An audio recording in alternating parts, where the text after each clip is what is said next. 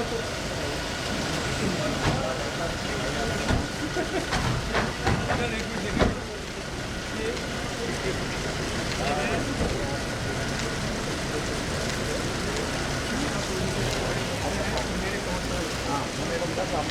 बार घर पे भी मिले थे। जल्दी आ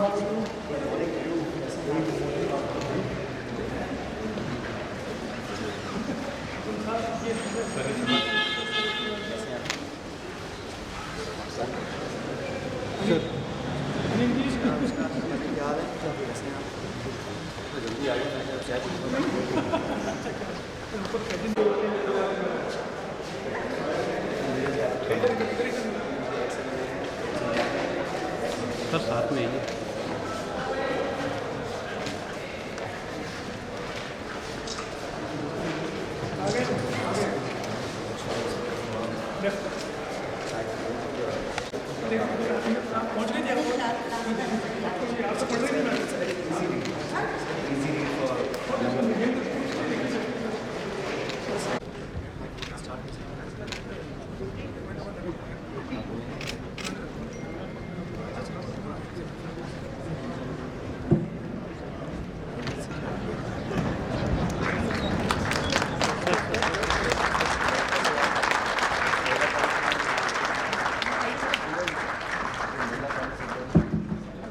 हमारे बीच हमारे मुख्य अतिथि महोदय श्रीमान सचिन पायलट जी, मैडम नीरजा चौधरी जी पधार चुकी हैं। आप सभी से निवेदन है कि आप मंच की तरफ पधारें। आदरणीय अतिथिगण, विशिष्ट महानुभावों, वरिष्ठ जनों, मेरे प्यारे सभी साथीगण और इस ज्ञानवर्धक सभा में उपस्थित सभी गणमान्य लोगों का आज मैं हार्दिक अभिनंदन स्वागत करती हूँ। आज का ये दिन हमारे लिए अत्यंत गौरव का क्षण है, क्योंकि आज हम सब यहाँ एक ऐसे ग्रंथ के लोकार्पण के लिए एकत्र हुए हैं जो हमें हमारे राष्ट्रपिता महात्मा गांधी के जीवन और विचारों से एक अत्यंत संक्षिप्त और सारगर्भित परिचय कराएगा। ये समारोह सिर्फ एक पुस्तक विमोचन नहीं, निवेदन करते हैं हमारे मुख्य अतिथि महोदय माननीय श्री सचिन पायलट जी का, जो राजस्थान की राजनीति के एक सशक्त स्तंभ होने के साथ साथ युवाओं के लिए प्रेरणा के असीम स्रोत हैं। कराते हुए professor doctor Lalit Gandhi ji sir. इसके उपरांत हम हार्दिक अभिनंदन करते हैं हमारे विशिष्ट अतिथि महोदया सुश्री नीरजा चौधरी जी का, जो प्रख्यात वरिष्ठ पत्रकार एवं गहन राजनीतिक विश्लेषक के रूप में देश भर में सम्मानित स्थान रखती हैं। हम कृतज्ञ सहित स्वागत करते हैं शब्दों से इस महत्वपूर्ण कृति के रचनाकार एवं विद्वान professor doctor Naresh Gandhi ji sir का, जिनकी लेखनी और विद्वता ने अनुरोध करती हूँ कि वे महात्मा गांधी के चित्र पर सूत की माला अर्पित करें, जो सादगी और करूंगी कि आप महात्मा गांधी के चित्र पर सूत की माला अर्पित करें और इस सभागार में उपस्थित सभी हमारे विशिष्ट महानुभावों से अनुरोध करूंगी कि आप तालियों की गूंज से इस सभागार में महात्मा गांधी जी को श्रद्धांजलि अर्पित करें। को स्मरण करना हमें हमेशा सत्य और अहिंसा और मानवता के मार्ग पर अग्रसर होने की प्रेरणा देता है। तालियों की गूंज कम नहीं होनी चाहिए और लगातार बजती रहनी चाहिए। Doctor Beni Shahji professor Saint Xavier College Jaipur से भी अनुरोध करूंगी कि वो हम member Rajasthan bar council Jodhpur से भी निवेदन करूंगी कि आप मंच की तरफ पधारें और हमारे आज के कार्यक्रम के मुख्य अतिथि और विशिष्ट अतिथि महोदय को सूत की माला पहनाकर उनका स्वागत कराएं।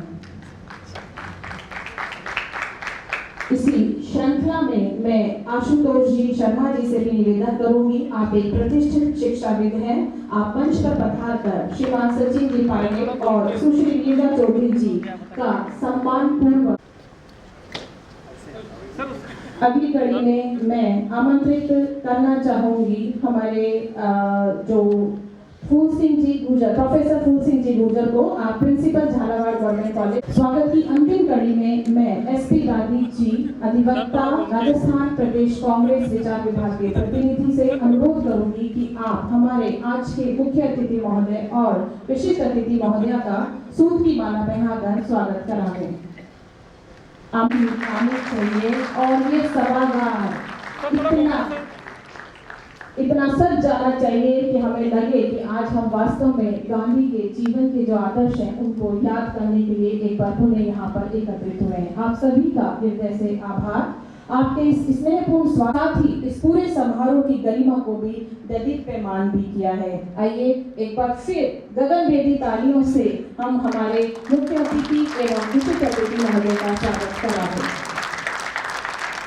कार्यक्रम को आगे बढ़ाते हुए का परिचय प्राप्त करें, जिनकी विद्वता, साधना और दूरदर्शी सोच इस समारोह की आत्मा है। मैं मंच पर विराजमान मेरे गुरु, मेरे मार्गदर्शक, आपने अपने जीवन को महात्मा गांधी के आदर्शों और सत्य, अहिंसा, साधना के मार्ग पर समर्पित किया है। आपने न केवल गांधी जी के चिंतन को गहराई से आत्मसात किया है, बल्कि उन्हें जीवन में जीते हुए अपने कार्यों और लेखन के माध्यम से समाज के लिए प्रकाश स्तंभ का कार्य किया है। आप राजस्थान विश्वविद्यालय जयपुर के राजनीति विज्ञान विभाग के पूर्व विभागाध्यक्ष रह चुके हैं और वर्धमान महावीर ओपन यूनिवर्सिटी कोटा के कुलपति के रूप में आपने 2006 से 2013 तक 2 कार्यकाल पूरे किए हैं।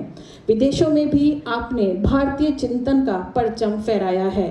अमेरिका के सॉल्वे रेजिना विश्वविद्यालय में आपने अध्यापन किया और इजराइल, दक्षिण कोरिया, दक्षिण अफ्रीका और संयुक्त राज्य अमेरिका सहित अनेक देशों की शैक्षणिक यात्राएं कर भारतीय चिंतन को वैश्विक पहचान दिलाकर उसे सशक्त बनाया है। अगर बात करें आपके शोध और लेखन की दुनिया की, तो आप राजनीति शास्त्र, समकालीन राजनीतिक चिंतन और दर्शन शास्त्र के एक प्रतिष्ठित हस्ताक्षर हैं। आपका लेखन गांधी, शांति अध्ययन और राजनीतिक सिद्धांत पर पूरे तरीके से केंद्रित है। अब तक आपकी लगभग 30 पुस्तकें प्रकाशित हो चुकी हैं, जो किंडल और प्रिंट दोनों फॉर्म में उपलब्ध हैं, जिनमें से आपकी कुछ प्रमुख कृतियां इस प्रकार हैं: समसामयिक राजनीतिक सिद्धांत, जॉन रॉल्स एक परिचय, liberal theory of the state, Gandhi and existentialism. आपके लेखन में राजनीतिक दर्शन, साहित्य और अध्यात्म का अद्भुत समन्वय देखने को मिलता है। ब्लॉगिंग, यूट्यूब और व्याख्यानों के माध्यम से आप निरंतर समाज से संवाद करते हैं और नई पीढ़ी को दिशा प्रदान करते हैं। आज इस समारोह की आत्मा के रूप में आपके विचार हम सभी के लिए मार्गदर्शक होंगे। मैं सादर आमंत्रित करती हूँ प्रोफेसर डॉक्टर नरेश द्विजादी सर को कि आप मंच पर आकर हम सब हमारे अतिथिगणों का स्वागत कराएं। अपने शब्दों से श्रीमान नरेश द्विजादी। धन्यवाद। आज के कार्यक्रम के मुख्य अतिथि श्री सचिन पायलट जी, आज के कार्यक्रम की विशिष्ट अतिथि मैडम नीरजा चौधरी जी, इस कार्यक्रम में पूरे राजस्थान से पधारे हुए गांधी प्रेमी, शिक्षकगण, विद्यार्थियों, बहनों और भाइयों, सबसे पहले मैं जयपुर पीस फाउंडेशन की तरफ से हमारे मुख्य अतिथि का स्वागत करना चाहूँगा। आप सब लोग जानते हैं कि हमारे मुख्य अतिथि श्री सचिन पायलट जी पिछले 25 वर्षों से राजनीति में सक्रिय हैं और मैं और आप लोग भी पिछले 10 वर्षों से ये सुन रहे हैं कि ये भविष्य के नेता हैं। लेकिन मेरा मानना है, और आप शायद सहमत होंगे, कि पायलट जी भविष्य के नहीं, वर्तमान के नेता हैं।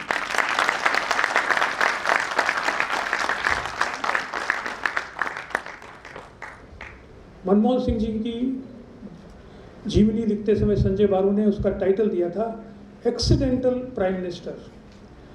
मैं मानता हूं कि अगर सचिन जी पर कभी उनकी जीवनी लिखी जाएगी तो शायद उसका टाइटल होगा एक्सीडेंटल पॉलिटिशियन।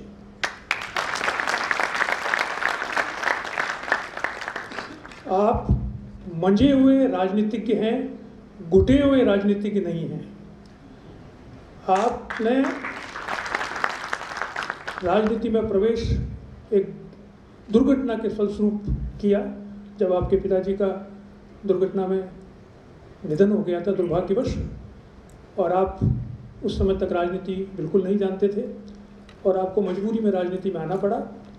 लेकिन राजनीति में आने के बाद पिछले 25 सालों में जो आपने काम किए हैं, उससे ऐसा लगता है, जो अंग्रेजी में कहावत है कि इनका राजनीति में आना ऐसा ही था, like fish takes to water. जैसे मछली को तैरना नहीं सिखाया जाता, वैसे ही पायलट साहब को राजनीति सिखाने की आवश्यकता नहीं है। Is a natural politician. इन्होंने पिछले 25 वर्षों से, कम 10 वर्षों से मेरा संबंध है, आप लोगों के उससे ज़्यादा होगा। मैंने पाया है कि आप भारतीय राजनीति में उन कुछ कम लोगों में से हैं जो अथक परिश्रम करने में विश्वास करते हैं, जो जनता के साथ समानुभूति का भाव रखते हैं, जो ऑक्सफोर्ड यूनिवर्सिटी के प्रोफेसरों से लेकर एक गांव में ज़मीन पर बैठकर ग्रामीणों से बात करते हुए भी अपने आप को सहज महसूस करते हैं। ऐसे व्यक्ति जिनका वाक संयम काबिल तारीफ है सार्वजनिक जीवन में, ऐसे लोग राजनीति में बहुत दुर्लभ हैं आज के ज़माने में। आप इतने व्यस्त रहते हैं कि पिछले 6 दिनों से आप कम से कम 4-5 जगह, हर 6 दिन में 6 जगह गए होंगे और रोज़ कम से कम 3 या 4 भाषण आपने दिए हैं। इतने व्यस्त समय के होते हुए भी आपने गांधी के प्रति अपने प्रेम को जागृत करते हुए, अनुराग रखते हुए आज के कार्यक्रम में आने का न्योता स्वीकार किया। इसके लिए मैं उनका हृदय से आभार व्यक्त करता हूँ। आज की विशिष्ट अतिथि मैडम नीरजा चौधरी जी, पत्रकारिता के क्षेत्र में एक जाना पहचाना नाम है। आप पिछले 40 वर्षों से अधिक समय तक भारतीय राजनीति को बहुत करीब से देख रहे हैं और हम लोगों के साथ साझा कर रहे हैं। इंडियन एक्सप्रेस की आप पॉलिटिकल एडिटर रही है और आपने, जिसे कहा जाता है कि राजनीति का एक रिंग साइड व्यू आप जानते हैं।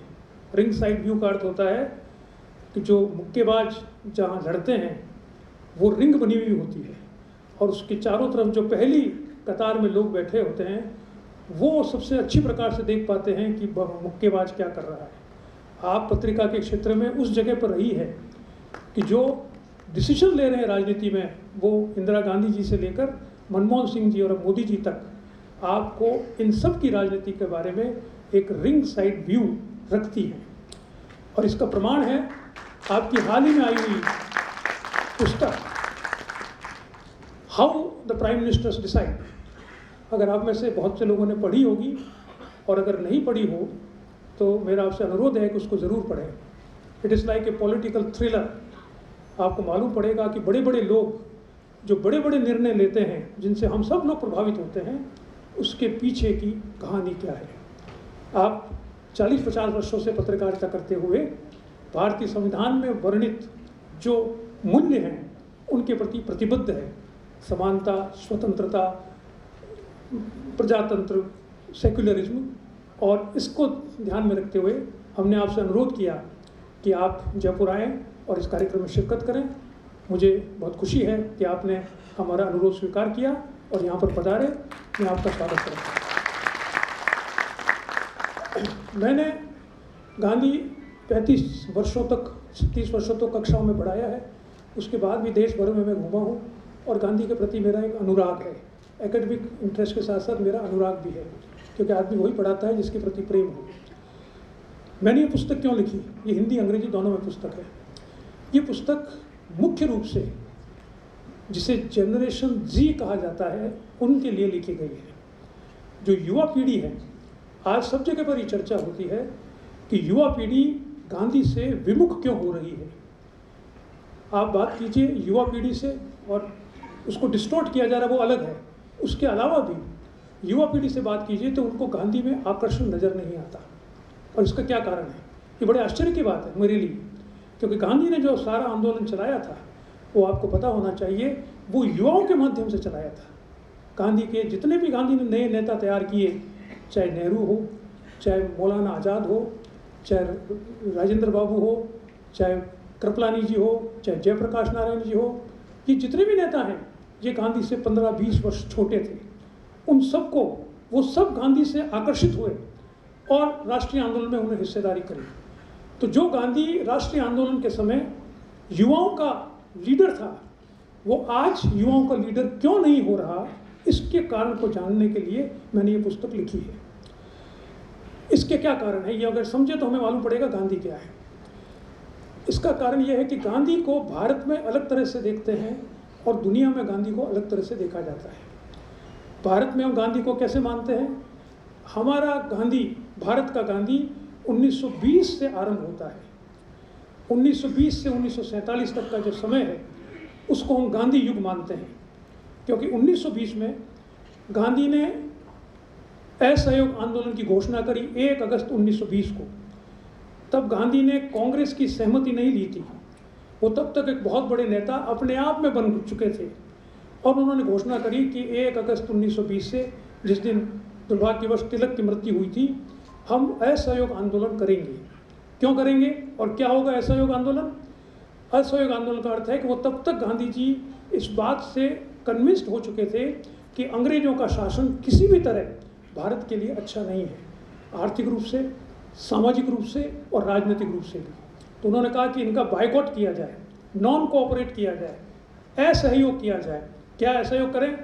इनकी जो शिक्षा है, इनकी यूनिवर्सिटीज़ में हम नहीं जाएंगे, इनके कॉलेजेस में हम नहीं जाएंगे, हम इनके मैनचेस्टर में बनाए हुए कपड़ों को हम नहीं पहनेंगे, इनकी जो दूसरे प्रकार के जो कानून हैं उन सब का हम विरोध करेंगे, हड़ताल करेंगे, बंद करेंगे, और हम कहेंगे कि आप यहाँ से चले जाइए, स्वदेशी आंदोलन चलाएंगे, विदेशी वस्त्रों का होली जलाएंगे। ये सब बात गांधी ने 1 अगस्त 1920 की घोषणा करी कि हमें करना है। कांग्रेस तब तक इसमें शामिल नहीं थी।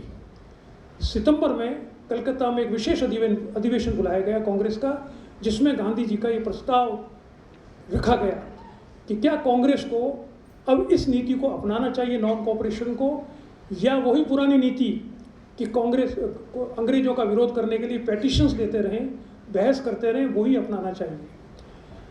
उस समय कांग्रेस में मोहम्मद अली जिन्ना भी एक बहुत बड़े लीडर थे, और आपको शायद मालूम होना चाहिए कि जब 1915 में गांधी जी भारत आए थे तो सर्वेंट ऑफ इंडिया ने बॉम्बे में उनका स्वागत किया था बहुत बड़ा, और स्वागत करने के जो ऑर्गेनाइजर थे वो मोहम्मद अली जिन्ना थे।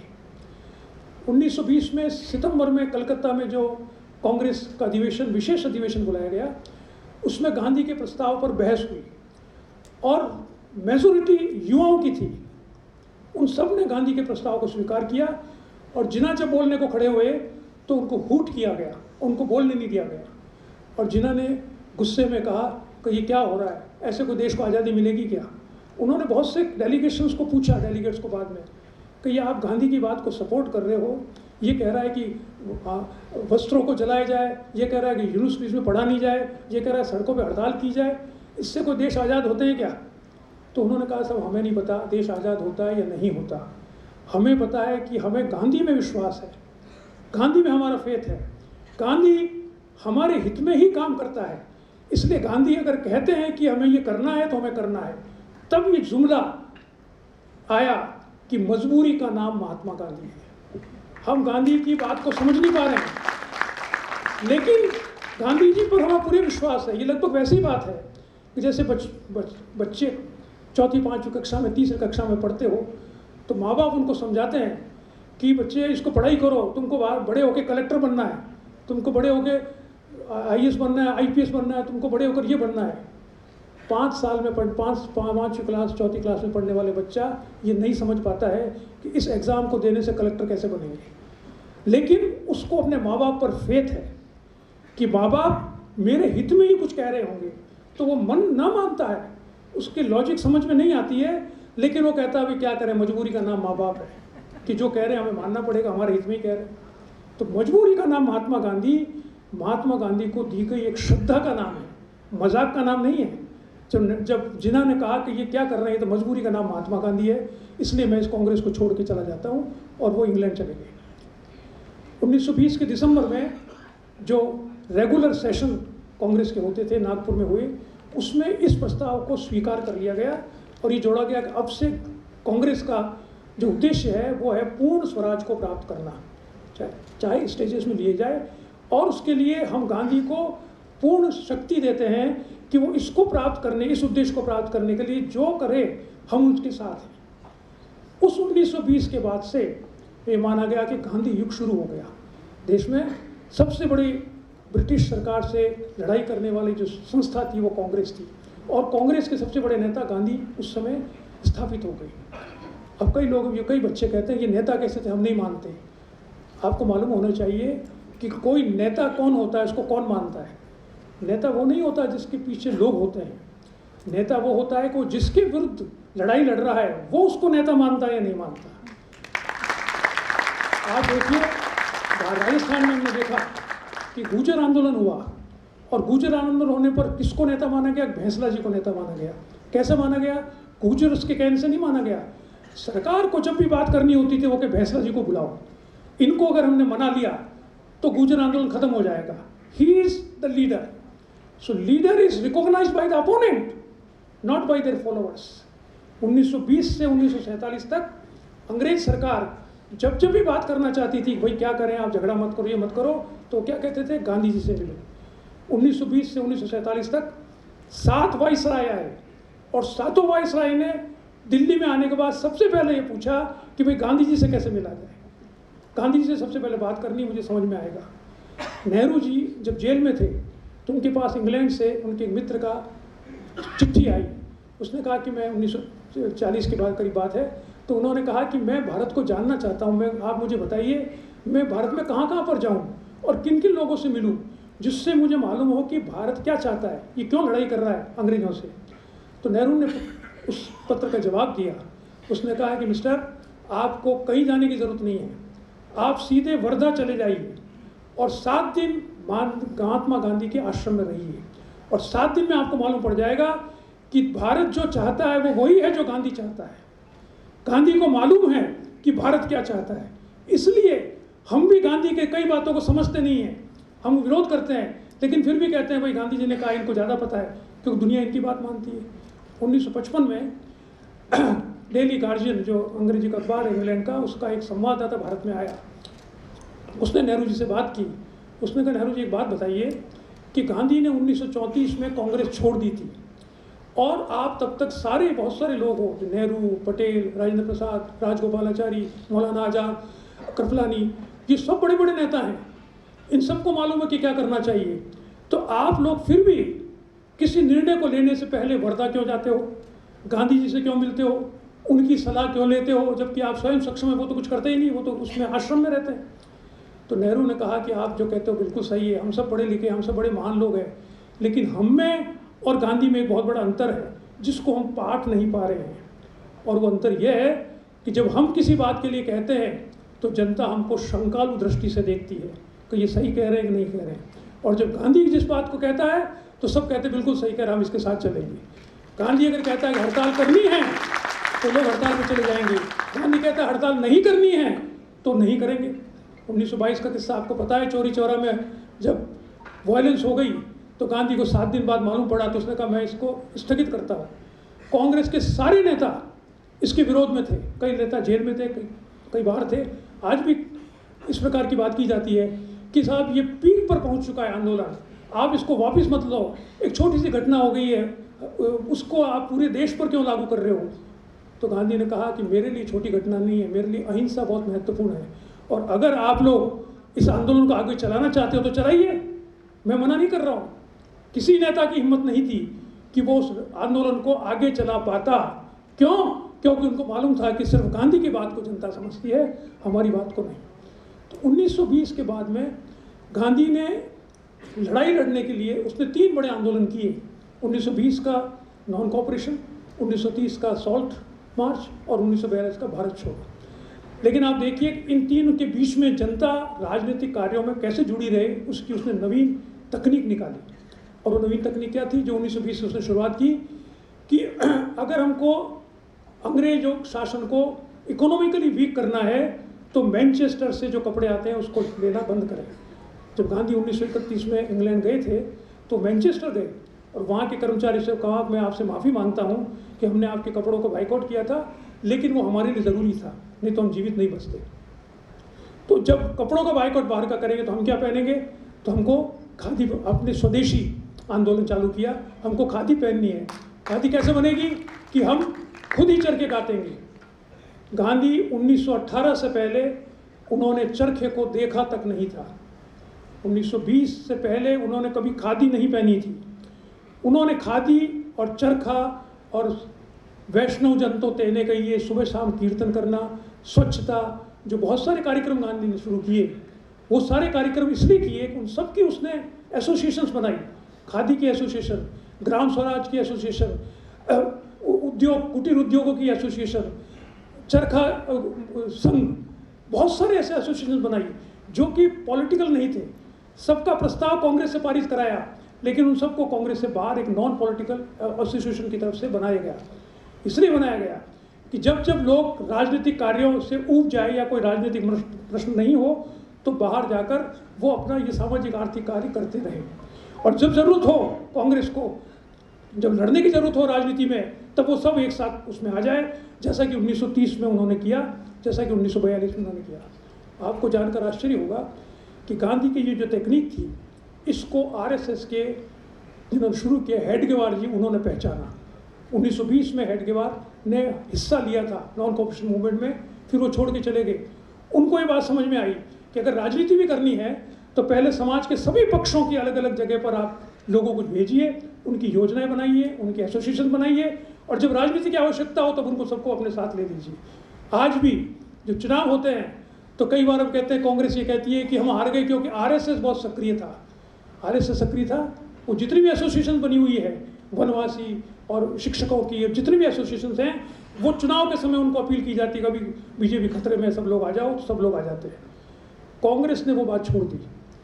कांग्रेस के जो संगठन थे वो डी लिंक हो गए पॉलिटिक्स से पूरी तरह से, और वो डिफंक्ट भी हो गए धीरे धीरे। तो जब भारत आज़ाद हुआ तब ये प्रश्न सामने आया कि अब गांधी को कैसे जनता के समक्ष प्रस्तुत किया जाए, उसको प्रोजेक्ट कैसे किया जाए। तो कॉन्स्टिट्यूंट असेंबली में ये डिबेट हुई थी, उसमें कहा गया था कि ये जो गांधी के जो मेथड्स थे, असहयोग वगैरह के, सिविल डिसोबीडियंस के, इनको अब बैन कर देना चाहिए, क्योंकि इसकी अब भारत आज़ाद हो गया है, संविधान बन गया है। आपको प्रोटेस्ट करना है तो संविधान में बहुत सी चीज़ें दी गई है, आप कोर्ट को अप्रोच कर सकते हो, आप जो कॉन्स्टिट्यूंट असेंबली जो एमएलए एमपीज हैं उन पर प्रेशर डाल सकते हो। आप इसके अलावा आप चाहो तो हर 5 साल में सरकार को बदल सकते हो। आपको हड़ताल करने की क्या ज़रूरत है? हमारे तो लोग हैं जो शासक हैं, हमको हड़ताल करने की क्या ज़रूरत है? हमको बाइकआउट करने की क्या ज़रूरत है? इन सब पर बैन लगा दिया जाए, इनको कहा जाए इलीगल है।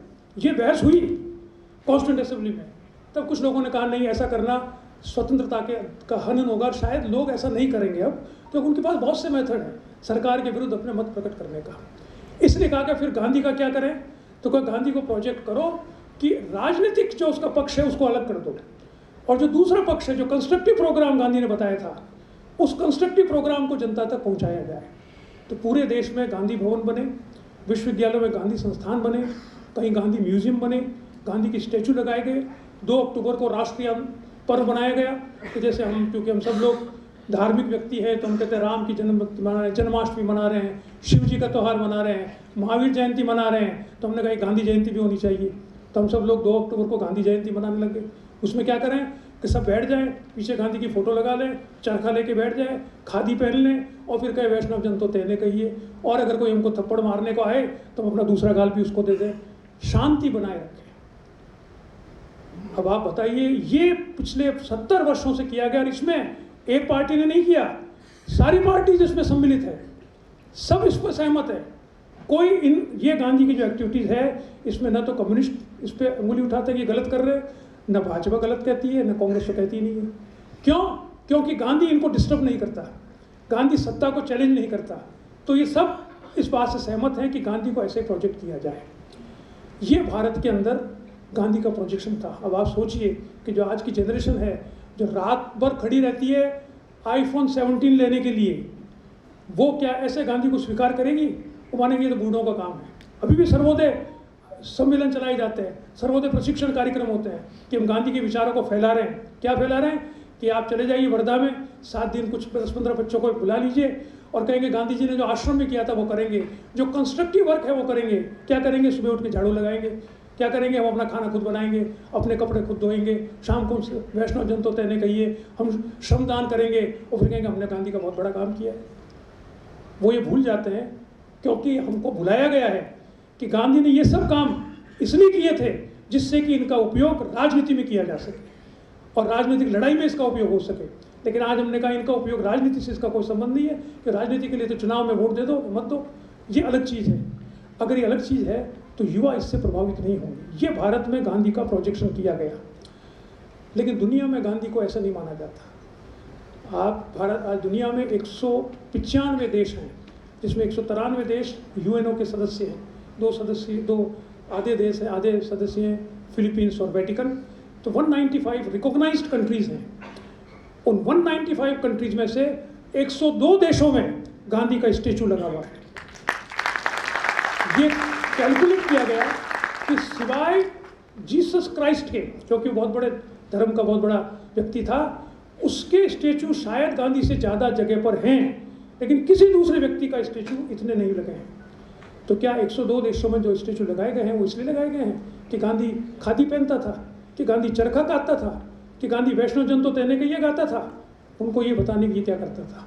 उनका सोचना गांधी के प्रति बिल्कुल अलग था। वो क्या अलग है? वो है कि वो गांधी को दुनिया, हम कुछ भी माने भारत के लिए, गांधी को दुनिया मानती है कि अन्याय का विरोध करने का प्रतीक। जिस देश में सूरज नहीं डूबता था, जिस साम्राज्य में, उसके विरुद्ध एक अकेले व्यक्ति ने एक नए तरीके की खोज कर सारी जनता को साथ में लेकर उस साम्राज्य को खत्म कर दिया। ऐसा बड़ा व्यक्ति अहिंसा के माध्यम से जिसने अन्याय का भरपूर विरोध किया, ऐसा व्यक्ति गांधी है जिसकी हमें पूजा करनी चाहिए। अन्याय का अर्थ क्या है? देखिए, अन्याय का कोई एक सामान्य अर्थ नहीं होता। दुनिया में, इतिहास में अन्याय के अर्थ बदलते जाते हैं। प्राचीन समय में कुछ और था, मध्य युग में कुछ और था। आज वर्तमान युग में प्रजातंत्र के आने के बाद अन्याय का सिर्फ एक ही मतलब है, जिसको गांधी ने स्वीकार किया है, जिसको हम सब लोग स्वीकार हमें करना चाहिए, हम करते हैं। हम सब में हर व्यक्ति दूसरे व्यक्ति से अलग है, जाति के आधार पर, धर्म के आधार पर, जेंडर के आधार पर, राष्ट्रीयता के आधार पर, नागरिकता के आधार पर, प्रॉपर्टी के आधार पर। लेकिन ये जो भेद हैं, ये असमानता के द्योतक नहीं है। अगर राज्य इन भेदों के आधार पर लोगों से असमानता का व्यवहार करता है तो वो अन्याय है और इसका विरोध करना चाहिए। गांधी ने इसे अन्याय माना है। असमानता को स्वीकार करना, असमानता का व्यवहार करना सत्ता के द्वारा, ये अन्याय है और इसका हमें विरोध करना चाहिए। ये अन्याय करने का जो विरोध उसने किया वो एक नए तरीके से किया और सफलतापूर्वक किया। आप देखेंगे, हम जो मैंने बताया आपको, 1920 के बाद हम गांधी को देखते हैं, 1920 से पहले की बात हम गांधी का नहीं देखते। एक छोटी सी घटना है मेरे जीवन की, जिससे मुझे मालूम पड़ा कि ये जो मैं आपको बात कह रहा हूँ सही है। 90s के दशक में मैं नीदरलैंड के एक छोटे से गांव नाइमेगन में गया था, जो लगभग वैसा ही है जैसा कि हमारे यहाँ पास में कोई बस्सी या चौमू या चाकशी का गाँव, चाकशो है। उस गांव में होटल में एक सेमिनार थी जिसमें मेरा पेपर था। तो जब मैं वहाँ पहुँचा स्टेशन पे और टैक्सी वाला मुझे लेकर उस होटल तक गया, तो उसने मुझे देखा। उसने कहा था, इस रिमोट जगह पर ये कौन सा अलग तरह का आदमी, बुरा आदमी कहाँ से आया? आप जाएंगे, नाइमैन का नाम आप लोगों ने सुना नहीं होगा, सिर्फ द्वितीय विश्व युद्ध में थोड़ा सा नाम आया था जब जर्मन बमबारी हुई थी।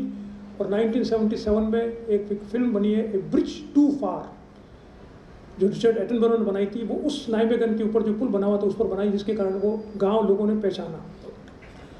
तो जब वो ड्राइवर मुझे लेकर रवाना हुआ तो उसने मुझसे पूछा कि आप किस देश से हैं, कहाँ से आए हैं आप? तो मैंने कहा कि मैं इंडिया से आया हूँ। तो 1 मिनट सोचता रहा, फिर उसने कहा कि you mean you are from the land of Gandhi? तो मुझे बड़ा आश्चर्य हुआ। मैंने कहा, एक छोटे से गांव में एक टैक्सी ड्राइवर जो सामान्यतः कम पढ़े लिखे होते हैं, उसने गांधी का नाम कहाँ सुना?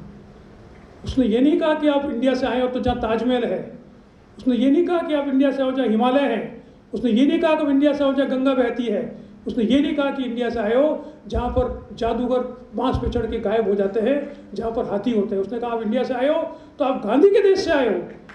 तो मैंने कहा कि how do you know about Gandhi, how do you know about Gandhi, you have read about Gandhi? उसने कहा, नहीं साहब, ऐसा है कि मैं तो बिना पढ़ा लिखा आदमी हूँ। मेरे जीवन की सबसे बड़ी जो ख्वाहिश है वो ये है कि कुछ पैसे इकट्ठे हो जाए तो मैं पेरिस घूम कर आना चाहता हूँ, क्योंकि पेरिस बड़ी फैशनेबल जगह है। और मैं 15 साल से यहाँ पे टैक्सी चला रहा हूँ। इन 15 सालों में ऐसे कई मौके आए जब मैंने देखा कि मेरी गाड़ी को रोक दिया पुलिस वालों ने, कहा कि आप इधर से मत जाइए, यहाँ पर डेमोन्स्ट्रेशंस चल रहे हैं, इसलिए आप कोई दूसरा रास्ता लीजिए या आधे घंटे रुक जाइए। तो मैंने देखा कि अलग अलग समय पर अलग अलग तरह के डेमोन्स्ट्रेशंस थे, अलग अलग तरह की क्राउड थी, अलग अलग तरह के प्ले कार्ड थे। किसी में था कि एटॉमिक बम नहीं बनने चाहिए, यूरोप में शांति होनी चाहिए, महिलाओं के साथ सही व्यवहार होना चाहिए, बच्चों का ध्यान रखना चाहिए, वगैरह वगैरह बहुत से इश्यूज है एनवायरनमेंट का। लेकिन उन सारे प्ले कार्ड में एक चीज़ कॉमन थी, और वो हर उसमें लिखा जाता था वी आर विद गांधी। तो मैंने पूछा उन पुलिस वालों से कि व्हाट इज़ दिस गांधी, ये क्या है? तो उन्होंने कहा आप नहीं जानते, गांधी ये है कि एक देश है भारत जिसमें ब्रिटिश साम्राज्य था, उसको आज़ाद कराने के लिए गांधी ने एक तकनीक अपनाज की थी, वो यही थी। उसने अहिंसा से डेमोन्स्ट्रेशन कर करके सरकार को परेशान करके वहाँ से भगा दिया। तो उसने कहा कि ऐसा हो सकता है, क्योंकि यूरोप का इतिहास आप जानते हैं रक्त रंजित है, पहला विश्व युद्ध हुआ, दूसरा विश्व युद्ध हुआ, मार काट होती रहती है। उसने कहा अच्छा ऐसा संभव है। जब मैं होटल पहुंचा तो मैंने पूछा जब ये कितने पैसे हुए? तो उसने कहा सर आपसे किराया नहीं लूँगा। मैंने कहा क्यों? उसने कहा सर आप गांधी के देश से आए। I was totally flabbergasted. मैंने कहा अच्छा गांधी के देश से आए, ये है गांधी की पहचान दुनिया में। एक अमेरिकन पॉलिटिकल साइंटिस्ट हुआ है जीन शार्प, उसने 1973 में किताब लिखी थी पॉलिटिक्स ऑफ नॉन वायलेंस। उसमें लिखा है कि देयर आर 198 मेथड्स जो कि प्रयोग में आ चुके हैं, किस बात के? अहिंसा के माध्यम से राजनीतिक परिवर्तन के। गांधी ने उसमें से 10-15 चीज़ें ही ली थी। तो ज़रूरत यह है जो दुनिया भर में पढ़ाया जाता है कि अन्याय का विरोध अहिंसा के माध्यम से कैसे किया जाए। तो जो शिविर भारत में लगने चाहिए थे, क्योंकि ऐसा नहीं है कि सिर्फ सत्ता जो है हमेशा ऐसी रहेगी, या सत्ता का विरोध करने के लिए सिर्फ वोट देना ही काफ़ी है। क्योंकि अगर ऐसा होता तो ये भी डिस्कस हुआ था कि हमें राइट टू रिकॉल भी होना चाहिए। 5 साल तक युवा वेट नहीं कर सकते।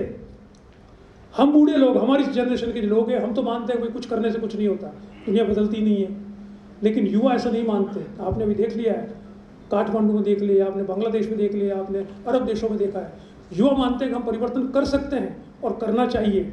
वो बदलाव के पक्ष में होते हैं, वो सत्ता के विरोध के पक्ष में होते हैं। तो गांधी को उद्देश्यों में पढ़ाया जाता है। सबसे पहले क्या पढ़ाया जाता है? सत्याग्रह, हाउ टू प्रोटेस्ट, विरोध कैसे किया जाए। तो हमारे यहाँ सत्याग्रह के शिविर लगने चाहिए कि आपको अन्याय का विरोध करने का तरीका मालूम हो। कि अगर वो हम नहीं बताएंगे यंग जनरेशन को, तो वो हिंसा का सहारा लेगी, जो ले रही है। अगर वो हिंसा का, क्योंकि आप उनको ये नहीं कह सकते कि गांधी जी का अर्थ है कि आप भजन गाइए। गांधी जी का अर्थ है अन्याय का विरोध करना है, लेकिन अहिंसात्मक तरीके से करना।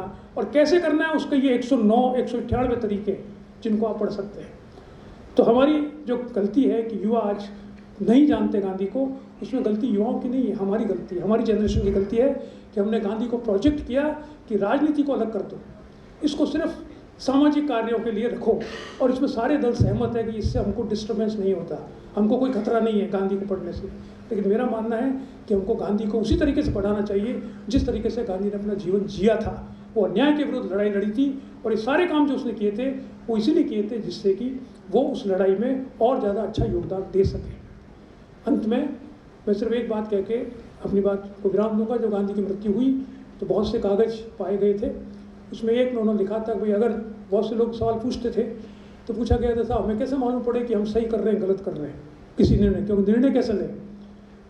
तो उसने एक यंत्र दिया था कि आपको अगर ये दुविधा हो, विशेष रूप से राजनेताओं को निर्णय लेते समय, कि मैं निर्णय जो ले रहा हूँ सही है या गलत है, तो उस दुविधा को दूर करने का एक ही मापदंड है कि आप 1 मिनट अपनी आंख बंद करके सोचिए कि इस निर्णय को लेने से, इस कार्य को करने से क्या इस समाज का सबसे कम लाभान्वित व्यक्ति के आंख से एक आंसू कम होगा या नहीं होगा।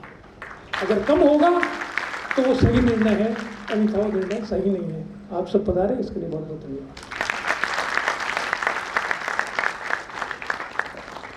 IAS बनना है, IPS बनना है, तुमको बड़े होकर ये बनना है, पाँचवीं क्लास चौथी क्लास में पढ़ने वाले बच्चा ये नहीं समझ पाता है कि इस एग्ज़ाम को देने से कलेक्टर कैसे बनेंगे, लेकिन उसको अपने माँ बाप पर फेथ है कि माँ बाप मेरे हित में ही कुछ कह रहे होंगे, तो वो मन ना मानता है, उसकी लॉजिक समझ में नहीं आती है, लेकिन वो कहता है अभी क्या करें, मजबूरी का नाम माँ बाप है कि जो कह रहे हैं हमें मानना पड़ेगा, हमारे हित में ही कह रहे हैं। तो मजबूरी का नाम महात्मा गांधी को दी गई एक श्रद्धा का नाम है, मजाक का नाम नहीं है। जब जिन्हा ने कहा कि ये क्या कर रहे हैं, तो मजबूरी का नाम महात्मा गांधी है, इसलिए मैं इस कांग्रेस को छोड़ के चला जाता हूँ, और वो इंग्लैंड चले गए। 1920 के दिसंबर में जो रेगुलर सेशन कांग्रेस के होते थे नागपुर में हुए, उसमें इस प्रस्ताव को स्वीकार कर लिया गया और ये जोड़ा गया कि अब से कांग्रेस का जो उद्देश्य है वो है पूर्ण स्वराज को प्राप्त करना, चाहे स्टेजेस में लिए जाए, और उसके लिए हम गांधी को पूर्ण शक्ति देते हैं कि वो इसको प्राप्त करने, इस उद्देश्य को प्राप्त करने के लिए जो करे हम उसके साथ हैं। उस 1920 के बाद से ये माना गया कि गांधी युग शुरू हो गया। देश में सबसे बड़ी ब्रिटिश सरकार से लड़ाई करने वाली जो संस्था थी वो कांग्रेस थी, और कांग्रेस के सबसे बड़े नेता गांधी उस समय स्थापित हो गए। अब कई बच्चे कहते हैं कि नेता कैसे थे, हम नहीं मानते। आपको मालूम होना चाहिए कि कोई नेता कौन होता है, उसको कौन मानता है। नेता वो नहीं होता जिसके पीछे लोग होते हैं, नेता वो होता है कि जिसके विरुद्ध लड़ाई लड़ रहा है वो उसको नेता मानता है या नहीं मानता। आप देखिए, राजस्थान में हमने देखा कि गुर्जर आंदोलन हुआ, और गुर्जर आंदोलन होने पर किसको नेता माना गया? भैंसला जी को नेता माना गया। कैसे माना गया? गुर्जर उसके कहने से नहीं माना गया। सरकार को जब भी बात करनी होती थी वो कि भैंसला जी को बुलाओ, इनको अगर हमने मना लिया तो गुर्जर आंदोलन खत्म हो जाएगा। He is the leader, so leader is recognised by the opponent, not by their followers. 1920 से 1947 तक अंग्रेज सरकार जब भी बात करना चाहती थी, भाई क्या करें, आप झगड़ा मत करो, ये मत करो, तो क्या कहते थे? गांधी जी से मिलो। 1920 से 1947 तक 7 वाइसराय आए, और 7 वाइसराय ने दिल्ली में आने के बाद सबसे पहले ये पूछा कि भाई गांधी जी से कैसे मिला जाए। गांधी जी से सबसे पहले बात करनी, मुझे समझ में आएगा। नेहरू जी जब जेल में थे तो उनके पास इंग्लैंड से उनके एक मित्र का चिट्ठी आई। उसने कहा कि मैं 1940 के बाद करीब बात है, तो उन्होंने कहा कि मैं भारत को जानना चाहता हूँ, आप मुझे बताइए मैं भारत में कहाँ पर जाऊँ और किन किन लोगों से मिलूँ, जिससे मुझे मालूम हो कि भारत क्या चाहता है, ये क्यों लड़ाई कर रहा है अंग्रेज़ों से। तो नेहरू ने उस पत्र का जवाब दिया। उसने कहा कि मिस्टर, आपको कहीं जाने की ज़रूरत नहीं है, आप सीधे वर्धा चले जाइए और 7 दिन महात्मा गांधी के आश्रम में रहिए, और 7 दिन में आपको मालूम पड़ जाएगा कि भारत जो चाहता है वो वही है जो गांधी चाहता है। गांधी को मालूम है कि भारत क्या चाहता है, इसलिए हम भी गांधी के कई बातों को समझते नहीं हैं, हम विरोध करते हैं, लेकिन फिर भी कहते हैं भाई गांधी जी ने कहा, इनको ज़्यादा पता है, क्योंकि दुनिया इनकी बात मानती है। 1955 में डेली गार्जियन जो अंग्रेजी का अखबार है इंग्लैंड का, उसका एक संवाददाता भारत में आया। उसने नेहरू जी से बात की। उसने कहा, नेहरू जी एक बात बताइए कि गांधी ने 1934 में कांग्रेस छोड़ दी थी, और आप तब तक बहुत सारे लोग हो, नेहरू, पटेल, राजेंद्र प्रसाद, राजगोपालाचारी, मौलाना आजाद, कृपलानी, ये सब बड़े बड़े नेता हैं, इन सबको मालूम है कि क्या करना चाहिए, तो आप लोग फिर भी किसी निर्णय को लेने से पहले वर्धा क्यों जाते हो, गांधी जी से क्यों मिलते हो, उनकी सलाह क्यों लेते हो, जबकि आप स्वयं सक्षम है, वो तो कुछ करते ही नहीं, वो तो उसमें आश्रम में रहते हैं। तो नेहरू ने कहा कि आप जो कहते हो बिल्कुल सही है, हम सब पढ़े लिखे, हम सब बड़े महान लोग हैं, लेकिन हम में और गांधी में एक बहुत बड़ा अंतर है जिसको हम पाट नहीं पा रहे हैं, और वो अंतर यह है कि जब हम किसी बात के लिए कहते हैं तो जनता हमको शंकालु दृष्टि से देखती है कि ये सही कह रहे हैं कि नहीं कह रहे हैं, और जब गांधी जिस बात को कहता है तो सब कहते हैं बिल्कुल सही कह रहा, हम इसके साथ चलेंगे। गांधी अगर कहता है कि हड़ताल करनी है तो लोग हड़ताल में चले जाएंगे, गांधी कहता है हड़ताल नहीं करनी है तो नहीं करेंगे। 1922 का किस्सा आपको पता है, चौरी चौरा में जब वायलेंस हो गई तो गांधी को 7 दिन बाद मालूम पड़ा, तो उसने कहा मैं इसको स्थगित करता हूँ। कांग्रेस के सारे नेता इसके विरोध में थे, कई नेता जेल में थे, कई बाहर थे। आज भी इस प्रकार की बात की जाती है कि साहब ये पीक पर पहुंच चुका है आंदोलन, आप इसको वापस मत लो, एक छोटी सी घटना हो गई है उसको आप पूरे देश पर क्यों लागू कर रहे हो। तो गांधी ने कहा कि मेरे लिए छोटी घटना नहीं है, मेरे लिए अहिंसा बहुत महत्वपूर्ण है, और अगर आप लोग इस आंदोलन को आगे चलाना चाहते हो तो चलाइए, मैं मना नहीं कर रहा हूँ। किसी नेता की हिम्मत नहीं थी कि वो उस आंदोलन को आगे चला पाता। क्यों? क्योंकि उनको मालूम था कि सिर्फ गांधी की बात को जनता समझती है, हमारी बात को नहीं। तो 1920 के बाद में गांधी ने लड़ाई लड़ने के लिए उसने 3 बड़े आंदोलन किए। 1920 का नॉन कोऑपरेशन, 1930 का सॉल्ट मार्च और 1942 का भारत छोड़ो। लेकिन आप देखिए इन 3 के बीच में जनता राजनीतिक कार्यों में कैसे जुड़ी रहे, उसकी उसने नवीन तकनीक निकाली। और वो नवीन तकनीक क्या थी जो 1920 से उसने शुरुआत की कि अगर हमको अंग्रेजों शासन को इकोनॉमिकली वीक करना है तो मैनचेस्टर से जो कपड़े आते हैं उसको लेना बंद करें। जब गांधी 1931 में इंग्लैंड गए थे तो मैनचेस्टर गए और वहाँ के कर्मचारी से कहा मैं आपसे माफ़ी मांगता हूँ कि हमने आपके कपड़ों को बाइकआउट किया था, लेकिन वो हमारे लिए ज़रूरी था, नहीं तो हम जीवित नहीं बचते। तो जब कपड़ों का बाइकआउट बाहर का करेंगे तो हम क्या पहनेंगे? तो हमको खादी, अपने स्वदेशी आंदोलन चालू किया, हमको खादी पहननी है। खादी कैसे बनेगी? कि हम खुद ही चरखे काटेंगे। गांधी 1918 से पहले उन्होंने चरखे को देखा तक नहीं था। 1920 से पहले उन्होंने कभी खादी नहीं पहनी थी। उन्होंने खादी और चरखा और वैष्णव जन तो तेने का ये सुबह शाम कीर्तन करना, स्वच्छता, जो बहुत सारे कार्यक्रम गांधी ने शुरू किए, वो सारे कार्यक्रम इसलिए किए कि उन सब की उसने एसोसिएशंस बनाई। खादी की एसोसिएशन, ग्राम स्वराज की एसोसिएशन, उद्योग, कुटीर उद्योगों की एसोसिएशन, चरखा संघ, बहुत सारे ऐसे एसोसिएशन बनाई जो कि पॉलिटिकल नहीं थे। सबका प्रस्ताव कांग्रेस से पारित कराया, लेकिन उन सबको कांग्रेस से बाहर एक नॉन पॉलिटिकल एसोसिएशन की तरफ से बनाया गया। इसलिए बनाया गया कि जब जब लोग राजनीतिक कार्यों से ऊब जाए या कोई राजनीतिक प्रश्न नहीं हो तो बाहर जाकर वो अपना ये सामाजिक आर्थिक कार्य करते रहें। और जब जरूरत हो कांग्रेस को, जब लड़ने की जरूरत हो राजनीति में, तब वो सब एक साथ उसमें आ जाए, जैसा कि 1930 में उन्होंने किया, जैसा कि 1942 में उन्होंने किया। आपको जानकर आश्चर्य होगा कि गांधी की ये जो तकनीक थी, इसको आरएसएस के जिन्होंने शुरू किया, हेडगेवार जी, उन्होंने पहचाना। 1920 में हेडगेवार ने हिस्सा लिया था नॉन कोऑपरेशन मूवमेंट में, फिर वो छोड़ के चले गए। उनको ये बात समझ में आई कि अगर राजनीति भी करनी है तो पहले समाज के सभी पक्षों की अलग अलग जगह पर आप लोगों को भेजिए, उनकी योजनाएं बनाइए, उनकी एसोसिएशन बनाइए, और जब राजनीति की आवश्यकता हो तब उनको सबको अपने साथ ले लीजिए। आज भी जो चुनाव होते हैं तो कई बार हम कहते हैं, कांग्रेस ये कहती है कि हम हार गए क्योंकि आरएसएस बहुत सक्रिय था। आरएसएस सक्रिय था, वो जितनी भी एसोसिएशन बनी हुई है, वनवासी और शिक्षकों की, जितनी भी एसोसिएशन हैं, वो चुनाव के समय उनको अपील की जाती है, कभी बीजेपी खतरे में, सब लोग आ जाओ, तो सब लोग आ जाते हैं। कांग्रेस ने वो बात छोड़ दी। कांग्रेस के जो संगठन थे वो डीलिंक हो गए पॉलिटिक्स से पूरी तरह से, और वो डिफंक्ट भी हो गए धीरे धीरे। तो जब भारत आज़ाद हुआ तब ये प्रश्न सामने आया कि अब गांधी को कैसे जनता के समक्ष प्रस्तुत किया जाए, उसको प्रोजेक्ट कैसे किया जाए। तो कॉन्स्टिट्यूंट असेंबली में ये डिबेट हुई थी, उसमें कहा गया था कि ये जो गांधी के जो मेथड्स थे असहयोग वगैरह के, सिविल डिसोबीडियंस के, इनको अब बैन कर देना चाहिए, क्योंकि इसकी अब भारत आज़ाद हो गया है, संविधान बन गया है। आपको प्रोटेस्ट करना है तो संविधान में बहुत सी चीज़ें दी गई है, आप कोर्ट को अप्रोच कर सकते हो, आप जो कॉन्स्टिट्यूंट असेंबली जो एमएलए एमपीज हैं उन पर प्रेशर डाल सकते हो।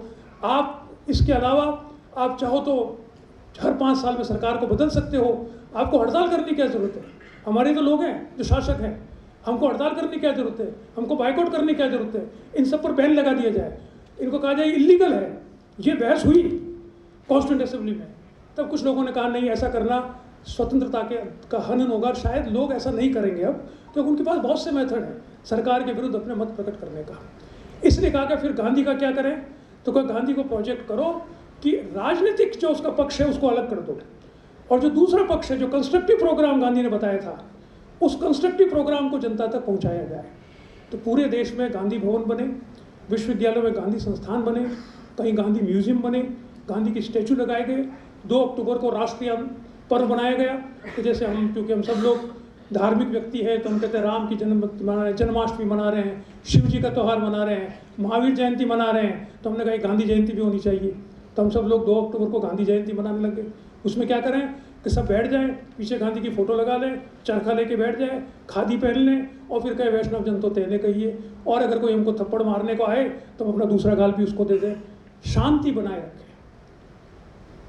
अब आप बताइए, ये पिछले 70 वर्षों से किया गया और इसमें एक पार्टी ने नहीं किया, सारी पार्टी जिसमें सम्मिलित है सब इस पर सहमत है। कोई ये गांधी की जो एक्टिविटीज़ है इसमें न तो कम्युनिस्ट इस पर उंगली उठाते हैं कि गलत कर रहे, न भाजपा गलत कहती है, न कांग्रेस तो कहती नहीं है। क्यों? क्योंकि गांधी इनको डिस्टर्ब नहीं करता, गांधी सत्ता को चैलेंज नहीं करता। तो ये सब इस बात से सहमत हैं कि गांधी को ऐसे प्रोजेक्ट किया जाए। ये भारत के अंदर गांधी का प्रोजेक्शन था। अब आप सोचिए कि जो आज की जनरेशन है जो रात भर खड़ी रहती है iPhone 17 लेने के लिए, वो क्या ऐसे गांधी को स्वीकार करेगी? वो मानेंगे तो बूढ़ों का काम। अभी भी सर्वोदय सम्मेलन चलाए जाते हैं, सर्वोदय प्रशिक्षण कार्यक्रम होते हैं कि हम गांधी के विचारों को फैला रहे हैं। क्या फैला रहे हैं कि आप चले जाइए वर्धा में 7 दिन कुछ 10-15 बच्चों को बुला लीजिए और कहेंगे गांधी जी ने जो आश्रम में किया था वो करेंगे, जो कंस्ट्रक्टिव वर्क है वो करेंगे। क्या करेंगे? सुबह उठ के झाड़ू लगाएंगे। क्या करेंगे? हम अपना खाना खुद बनाएंगे, अपने कपड़े खुद धोएंगे, शाम को वैष्णव जन तो तैने कहिए, हम श्रमदान करेंगे और फिर कहेंगे हमने गांधी का बहुत बड़ा काम किया है। वो ये भूल जाते हैं क्योंकि हमको भुलाया गया है कि गांधी ने ये सब काम इसलिए किए थे जिससे कि इनका उपयोग राजनीति में किया जा सके और राजनीतिक लड़ाई में इसका उपयोग हो सके। लेकिन आज हमने कहा इनका उपयोग राजनीति से इसका कोई संबंध नहीं है कि राजनीति के लिए तो चुनाव में वोट दे दो, मत दो, ये अलग चीज़ है। अगर ये अलग चीज़ है तो युवा इससे प्रभावित नहीं होंगे। ये भारत में गांधी का प्रोजेक्शन किया गया, लेकिन दुनिया में गांधी को ऐसा नहीं माना जाता। आज दुनिया में 195 देश हैं, जिसमें 193 देश UNO के सदस्य हैं, 2 आधे देश हैं, आधे सदस्य हैं फिलीपींस और वेटिकन। तो 195 रिकॉग्नाइज्ड कंट्रीज हैं। उन 195 कंट्रीज में से 102 देशों में गांधी का स्टेचू लगा हुआ है। ये कैलकुलेट किया गया कि सिवाय जीसस क्राइस्ट के, क्योंकि बहुत बड़े धर्म का बहुत बड़ा व्यक्ति था, उसके स्टेचू शायद गांधी से ज़्यादा जगह पर हैं, लेकिन किसी दूसरे व्यक्ति का स्टेचू इतने नहीं लगे हैं। तो क्या 102 देशों में जो स्टेचू लगाए गए हैं वो इसलिए लगाए गए हैं कि गांधी खादी पहनता था, कि गांधी चरखा काटता था, कि गांधी वैष्णव जन तो तैने के ये गाता था? उनको ये बताने की क्या करता था। उनका सोचना गांधी के प्रति बिल्कुल अलग था। वो क्या अलग है? वो है कि वो गांधी को दुनिया, हम कुछ भी माने भारत के लिए, गांधी को दुनिया मानती है कि अन्याय का विरोध करने का प्रतीक। जिस देश में सूरज नहीं डूबता था, जिस साम्राज्य में, उसके विरुद्ध एक अकेले व्यक्ति ने एक नए तरीके को खोज कर सारी जनता को साथ में लेकर उस साम्राज्य को खत्म कर दिया। ऐसा बड़ा व्यक्ति अहिंसा के माध्यम से जिसने अन्याय का भरपूर विरोध किया, ऐसा व्यक्ति गांधी है जिसकी हमें पूजा करनी चाहिए। अन्याय का अर्थ क्या है? देखिए, अन्याय का कोई एक सर्वमान्य अर्थ नहीं होता। दुनिया में इतिहास में अन्याय के अर्थ बदलते जाते हैं। प्राचीन समय में कुछ और था, मध्य युग में कुछ और था, आज वर्तमान युग में प्रजातंत्र के आने के बाद अन्याय का सिर्फ एक ही मतलब है, जिसको गांधी ने स्वीकार किया है, जिसको हम सब लोग स्वीकार हमें करना चाहिए, हम करते हैं। हम सब में हर व्यक्ति दूसरे व्यक्ति से अलग है, जाति के आधार पर, धर्म के आधार पर, जेंडर के आधार पर, राष्ट्रीयता के आधार पर, नागरिकता के आधार पर, प्रॉपर्टी के आधार पर। लेकिन ये जो भेद हैं ये असमानता के द्योतक नहीं है। अगर राज्य इन भेदों के आधार पर लोगों से असमानता का व्यवहार करता है तो वो अन्याय है और इसका विरोध करना चाहिए। गांधी ने इसे अन्याय माना है। असमानता को स्वीकार करना और असमानता का व्यवहार करना सत्ता के द्वारा ये अन्याय है और इसका हमें विरोध करना चाहिए। ये अन्याय करने का जो विरोध उसने किया वो एक नए तरीके से किया और सफलतापूर्वक किया। आप देखेंगे, हम जो मैंने बताया आपको, 1920 के बाद हम गांधी को देखते हैं, 1920 से पहले की बात हम गांधी का नहीं देखते। एक छोटी सी घटना है मेरे जीवन की जिससे मुझे मालूम पड़ा कि ये जो मैं आपको बात कह रहा हूँ सही है। 90s के दशक में मैं नीदरलैंड के एक छोटे से गांव नाइमेगन में गया था, जो लगभग वैसा ही है जैसा कि हमारे पास में कोई बस्सी या चौमू या चाकशी का गाँव चाकसू है। उस गाँव में होटल में एक सेमिनार थी जिसमें मेरा पेपर था। तो जब मैं वहाँ पहुँचा स्टेशन पे और टैक्सी वाला मुझे लेकर उस होटल तक गया तो उसने मुझे देखा, उसने कहा था इस रिमोट जगह पर ये कौन सा अलग तरह का आदमी, बुरा आदमी कहाँ से आया। आप जानेंगे, नाइमेन का नाम आप लोगों ने सुना नहीं होगा, सिर्फ द्वितीय विश्व युद्ध में थोड़ा सा नाम आया था जब जर्मन बमबारी हुई थी। और 1977 में एक फिल्म बनी है ए ब्रिज टू फार, जो रिचर्ड एटनबरो ने बनाई थी। वो उस नाइमेगन के ऊपर जो पुल बना हुआ था उस पर बनाई, जिसके कारण वो गाँव लोगों ने पहचाना।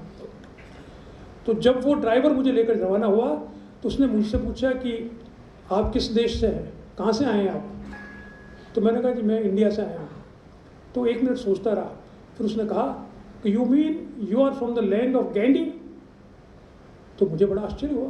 मैंने कहा एक छोटे से गांव में एक टैक्सी ड्राइवर जो सामान्यतः कम पढ़े लिखे होते हैं, उसने गांधी का नाम कहाँ सुना?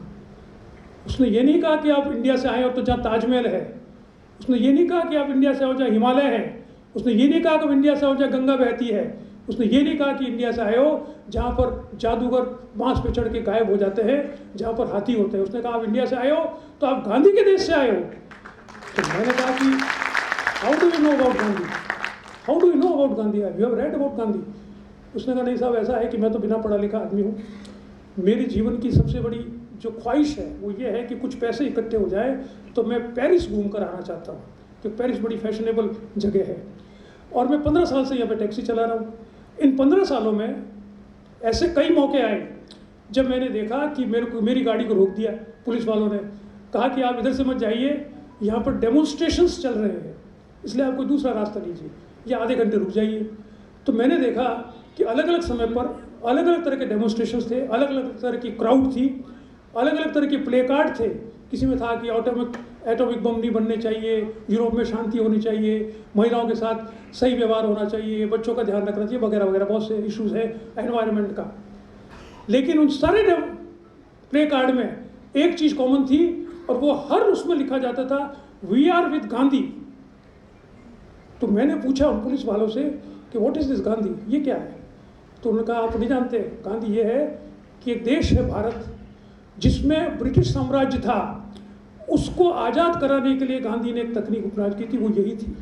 उसने अहिंसा से डेमोन्स्ट्रेशन कर करके सरकार को परेशान करके वहाँ से भगा दिया। तो उसने कहा कि ऐसा हो सकता है, क्योंकि यूरोप का इतिहास आप जानते हैं रक्त रंजित है, पहला विश्व युद्ध हुआ, दूसरा विश्व युद्ध हुआ, मार काट होती रहती है। उसने कहा अच्छा ऐसा संभव है।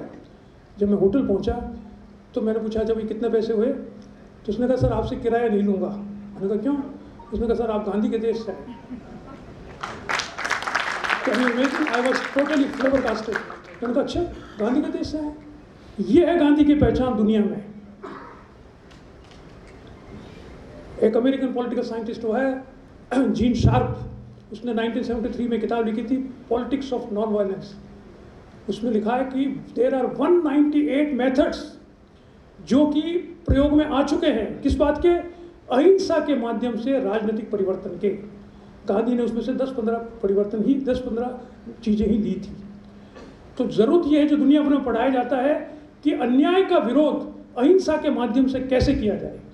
तो जो शिविर भारत में लगने चाहिए थे, क्योंकि ऐसा नहीं है कि सिर्फ सत्ता जो है हमेशा ऐसी रहेगी, या सत्ता का विरोध करने के लिए सिर्फ वोट देना ही काफ़ी है। क्योंकि अगर ऐसा होता तो ये भी डिस्कस हुआ था कि हमें राइट टू रिकॉल भी होना चाहिए। 5 साल तक युवा वेट नहीं कर सकते। हम बूढ़े लोग, हमारी जनरेशन के लोग हैं, हम तो मानते हैं कि कुछ करने से कुछ नहीं होता, दुनिया बदलती नहीं है। लेकिन युवा ऐसा नहीं मानते। आपने अभी देख लिया है, काठमांडू में देख लिया आपने, बांग्लादेश में देख लिया आपने, अरब देशों में देखा है। युवा मानते हैं कि हम परिवर्तन कर सकते हैं और करना चाहिए। वो बदलाव के पक्ष में होते हैं, वो सत्ता के विरोध के पक्ष में होते हैं। तो गांधी को उद्देश्यों में पढ़ाया जाता है। सबसे पहले क्या पढ़ाया जाता है? सत्याग्रह, हाउ टू प्रोटेस्ट, विरोध कैसे किया जाए। तो हमारे यहाँ सत्याग्रह के शिविर लगने चाहिए कि आपको अन्याय का विरोध करने का तरीका मालूम हो। कि अगर वो हम नहीं बताएंगे यंग जनरेशन को तो वो हिंसा का सहारा लेगी, जो ले रही है। अगर वो हिंसा का, क्योंकि आप उनको ये नहीं कह सकते कि गांधी जी का अर्थ है कि आप भजन गाइए। गांधी जी का अर्थ है अन्याय का विरोध करना है, लेकिन अहिंसात्मक तरीके से करना। और कैसे करना है उसके ये 109-198 तरीके जिनको आप पढ़ सकते हैं। तो हमारी जो गलती है कि युवा आज नहीं जानते गांधी को, उसमें गलती युवाओं की नहीं है, हमारी गलती है, हमारी जनरेशन की गलती है कि हमने गांधी को प्रोजेक्ट किया कि राजनीति को अलग कर दो, इसको सिर्फ सामाजिक कार्यों के लिए रखो। और इसमें सारे दल सहमत है कि इससे हमको डिस्टर्बेंस नहीं होता, हमको कोई खतरा नहीं है गांधी को पढ़ने से। लेकिन मेरा मानना है कि हमको गांधी को उसी तरीके से पढ़ाना चाहिए जिस तरीके से गांधी ने अपना जीवन जिया था। वो अन्याय के विरुद्ध लड़ाई लड़ी थी, और ये सारे काम जो उसने किए थे वो इसीलिए किए थे जिससे कि वो उस लड़ाई में और ज़्यादा अच्छा योगदान दे सके। अंत में मैं सिर्फ एक बात कह के अपनी बात को विराम दूंगा। जब गांधी की मृत्यु हुई तो बहुत से कागज़ पाए गए थे। उसमें एक में उन्होंने लिखा था, भाई अगर बहुत से लोग सवाल पूछते थे तो पूछा गया था साहब हमें कैसे मालूम पड़े कि हम सही कर रहे हैं गलत कर रहे हैं किसी निर्णय, क्योंकि निर्णय कैसे लें। तो उसने एक यंत्र दिया था कि आपको अगर ये दुविधा हो, विशेष रूप से राजनेताओं को निर्णय लेते समय, कि मैं निर्णय जो ले रहा हूँ वो सही है या गलत है, तो उस दुविधा को दूर करने का एक ही मापदंड है कि आप 1 मिनट अपनी आंख बंद करके सोचिए कि इस निर्णय को लेने से, इस कार्य को करने से क्या इस समाज का सबसे कम लाभान्वित व्यक्ति के आंख से एक आंसू कम होगा या नहीं होगा। अगर कम होगा तो वो सही निर्णय है, अन्यथा वो निर्णय सही नहीं है। आप सब पधारे, इसके लिए बहुत बहुत धन्यवाद। हृदय से आभार। आपके गहन और प्रेरक विचारों के लिए हम सदा से आपके आभारी रहे हैं। और जिस समय आपका वक्तव्य चल रहा था उस समय ऐसा लग रहा था कि ये वक्तव्य समाप्ति नहीं हो, ऐसे ही चलता रहे। आपको हमेशा आपके मुख से गांधी को सुनना हमें बहुत अच्छा लगता रहा है। आपने ज्ञान और अनुभव की गहराइयों को सरल और सहज शब्दों में पिरोकर हमारे बीच में रखा है।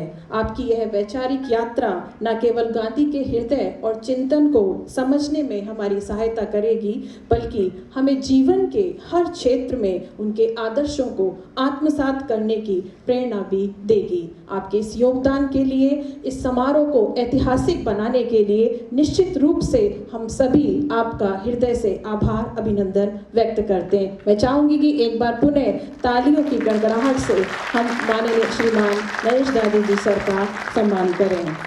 अब वह ऐतिहासिक क्षण जिसके लिए आज हम सब यहाँ इस सभागार में एकत्रित हुए हैं, मैं माननीय मुख्य अतिथि श्री सचिन पायलट जी और विशिष्ट अतिथि सुश्री नीरजा चौधरी जी से अनुरोध करती हूँ कि वे मंच पर आकर महात्मा गांधी एक संक्षिप्त परिचय नामक इस पुस्तक का विमोचन करावे।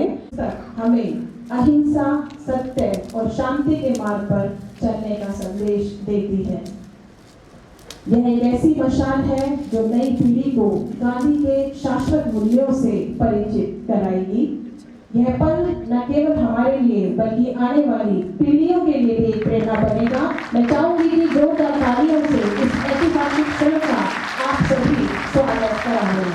यह पुस्तक हम सभी के लिए एक अनमोल धरोहर के रूप में साबित होगी। आप सभी का बहुत बहुत आभार। हमारे में उपस्थित हैं सुश्री नीरजा चौधरी जी। आप एक प्रतिष्ठित भारतीय पत्रकार, स्तंभकार और कंट्रीब्यूटिंग एडिटर के रूप में आप सक्रिय हैं। नीरजा जी को हमारे प्रधानमंत्रियों के स्वभाव, उनकी प्रेरणा व सीमाएं समझने के लिए विशेष रूप से जाना जाता है। आप देश के 8 प्रधानमंत्रियों के कार्यकाल और 10 लोकसभा चुनावों को नजदीक से कवर कर चुकी हैं। सन 2023 में आपकी पुस्तक हाउ प्राइम मिनिस्टर डिसाइड, जैसा कि अभी सर ने भी बताया, प्रकाशित हुई, जिसमें आपने निर्णायक क्षणों और नीतिगत प्रक्रियाओं का सूक्ष्म विश्लेषण प्रस्तुत किया है। आपको अनेकों सम्मान व पुरस्कारों से नवाजा जा चुका है, जिनमें प्रमुख हैं आपको 1981 में चामली देवी जैन अवार्ड, जो कि आउटस्टैंडिंग विमेन मीडिया पर्सन को दिया जाता है। 1983 में इंडिया टुडे की तरफ से आपको PUCL journalism for human right award से नवाजा गया। 2009-10 में आपको प्रेम भाटिया अवार्ड श्रेष्ठ राजनीतिक रिपोर्टिंग के लिए दिया गया था। नीरजा जी का व्यक्तित्व पत्रकारिता की गरिमा और राजनीतिक समझ का एक अद्भुत समन्वय है। आपके विचार गांधी के सिद्धांतों को, प्रासंगिकता को वर्तमान संदर्भ में जो अर्थ देते हैं, वह आज के विमोचन को और अधिक समृद्ध करेगा। मैं आमंत्रित करना चाहूंगी सुश्री नीरजा चौधरी जी को कि वो मंच से हमें मुख्य वक्तव्य संबोधित करें। सचिन पायलट जी, नरेश दादी जी और यहाँ उपस्थित अतिथिगण, मुझे बहुत अच्छा लगा जब मुझे बुलाया गया यहाँ आने के लिए।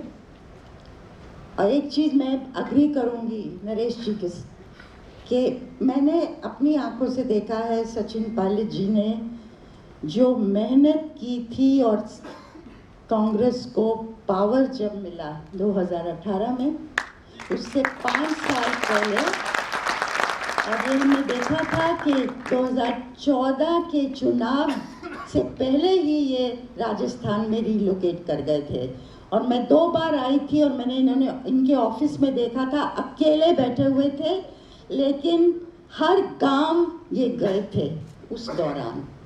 और उस परिश्रम की वजह से मैं मानती हूँ लार्जली पार्टी पावर में आई थी। और आज भी जब हम देश में घूमते हैं और नौजवान तबका खासकर एक आतुरता, एक क्यूरियोसिटी है कि अगर सचिन पायलट को मौका मिला तो वो राजस्थान जैसे प्रदेश में क्या करेंगे। कई लोगों को, मुझे भी आतुरता है ये, कि क्या परिवर्तन, किस तरह का परिवर्तन आएगा जो देश को आगे के लिए तैयार करेगा। इतने बड़े चैलेंजेस हैं आज हमारे देश के सामने, टेक्नोलॉजी के, एआई के, ग्लोबल वर्ल्ड ऑर्डर बदल रहा है और एक नई लीडरशिप की ज़रूरत है, हर स्तर पे ज़रूरत है। तो खैर, जब ये किताब मैंने कल देखी और रात में मैंने इसको पढ़ा, मेरे मन में जो सवाल आया उसका उत्तर नरेश जी ने दिया पार्टली। मुझे लगा पॉलिटिकल साइंटिस्ट, जाने माने पॉलिटिकल साइंस डिपार्टमेंट को हेड करने वाले, वाइस चांसलर रहने वाले शख्सियत ने गांधी के ऊपर अ वेरी शॉर्ट इंट्रोडक्शन 2025 में निकाली, 78 years आफ्टर गांधी डाइड। क्यों, क्या सोच के? इतना बड़ा गांधी के ऊपर लिटरेचर है जो हम सब लोग जानते हैं, इतना विस्तार में है, फिर भी उनको लगा कि आज ये ज़रूरत है। उन्होंने आंसर दिया, जेनरेशन जी को टारगेट करके उन्होंने किया है। और मैंने देखा इसमें it's very rich in detail. 123 page की किताब है ये, but it's got so many details. कैसे हिंदुस्तानी इंडेंचर्ड लेबर साउथ अफ्रीका में, वो कहानी हिंदुस्तानियों के साउथ अफ्रीका में कहाँ से शुरू होती है, वेरी फैसिनेटिंग। कुछ ही पन्नों में ये भी नहीं याद था कि कस्तूरबा गांधी जी से 1 साल बड़ी हैं। और the moral dilemma of Gandhi, जब वो साउथ अफ्रीका से वापस आ रहे हैं हिंदुस्तान, और वहाँ की इंडियन कम्युनिटी ने कस्तूरबा गांधी के लिए एक ज्वेलरी दी as a token of appreciation. और सारी रात गांधी जी जूझते रहे इससे, हमें रखनी चाहिए कि नहीं, ये सही नहीं है। और कैसे उन्होंने कस्तूरबा को कन्विंस किया कि नहीं रखनी चाहिए। कस्तूरबा का मानना था कि मैं अपनी बहुओं के लिए इन द फ्यूचर रखना चाहती हूँ। And then that money was given in trust. और फिर जब साबरमती आश्रम स्टार्ट किया, और उनकी जो दिनचर्या थी दिन की, अभी सचिन जी भी वो पेज खोल के बता रहे थे कि सुबह से लेके रात तक वो किस तरह सा अनुशासित कार्यक्रम था उनका। बहुत सुबह उठ के पूजा करना, फिर फिजिकल लेबर करना घंटों। तो आज़ादी देश की इस तरह से नहीं आ गई, उसमें अनुशासन, कमिटमेंट, प्रतिबद्धता कितने सालों दशकों तक कितने लोगों ने की, जिसकी वजह से ये हुआ। तो all these rich details Naresh ji has captured in this slim volume. और आज की पीढ़ी तो, जैसे मैं कई बार कहती हूँ, अटेंशन डेफिसिट हाइपर एक्टिव पीढ़ी है। There is such a load of information, उसका अटेंशन को कैप्चर करना इज अ रियल चैलेंज। तो एक जवाब आपने दिया। दूसरा, मुझे लगा it is also time to restate the relevance of Gandhi in today's India. और खासकर जब और आइडियोलॉजीज भी सामने हैं, भाजपा ने गांधी को डिसोन नहीं किया है, ओन ही किया है, जैसे और कई नेताओं को उन्होंने ओन किया है। सरदार पटेल जो कि कांग्रेस की लेगेसी माना जाते थे, सुभाष बोस, सरदार पटेल और भी कई लोग हैं। लेकिन कभी कभी आवाज़ें उठती हैं, जैसे कि 2 साल पहले थी गिरिराज सिंह, साध्वी प्रज्ञा, उत्तराखंड के चीफ मिनिस्टर थे उस समय, उन्होंने कहा था, प्रशंसा की थी नाथूराम गोडसे की। तो इससे मन में गांधी का जो नरेश जी ने बताया, हिंदुस्तान में जो उनकी फॉलोइंग है, रिस्पेक्ट है, आदर है, दुनिया भर में इस तरह की जब वॉइसेस आती हैं तो एक सवाल खड़ा हो जाता है। तो गांधी की relevance and Gandhi stands for what in Indian life today maybe has to be restated, और नरेश जी ने वो किया है। एक और चीज मुझे लगी, is this pointing to others who believe in Gandhi, particularly the Congress party, जो फ्रीडम मूवमेंट के दौरान इतना एक्टिव थी और freedom lie, also to reclaim the legacy of Gandhi in a new way। जैसा मैंने कहा कि पटेल को बीजेपी के नेताओं ने एक बहुत आदर का स्थान दिया है, और सुभाष बोस को भी।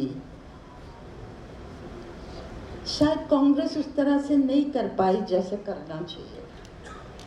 तो is this time for the Congress party also, I am saying this because you are sitting here, to reclaim that legacy और उसको नए तरीके से आगे करना, और वही कांग्रेस का नया नैरेटिव भी हो सकता है, उसकी इनपुट हो सकती है। So I want to congratulate Naresh ji very much for this book. I hope ये schools, colleges में जाएगी, चर्चा का विषय बनेगी।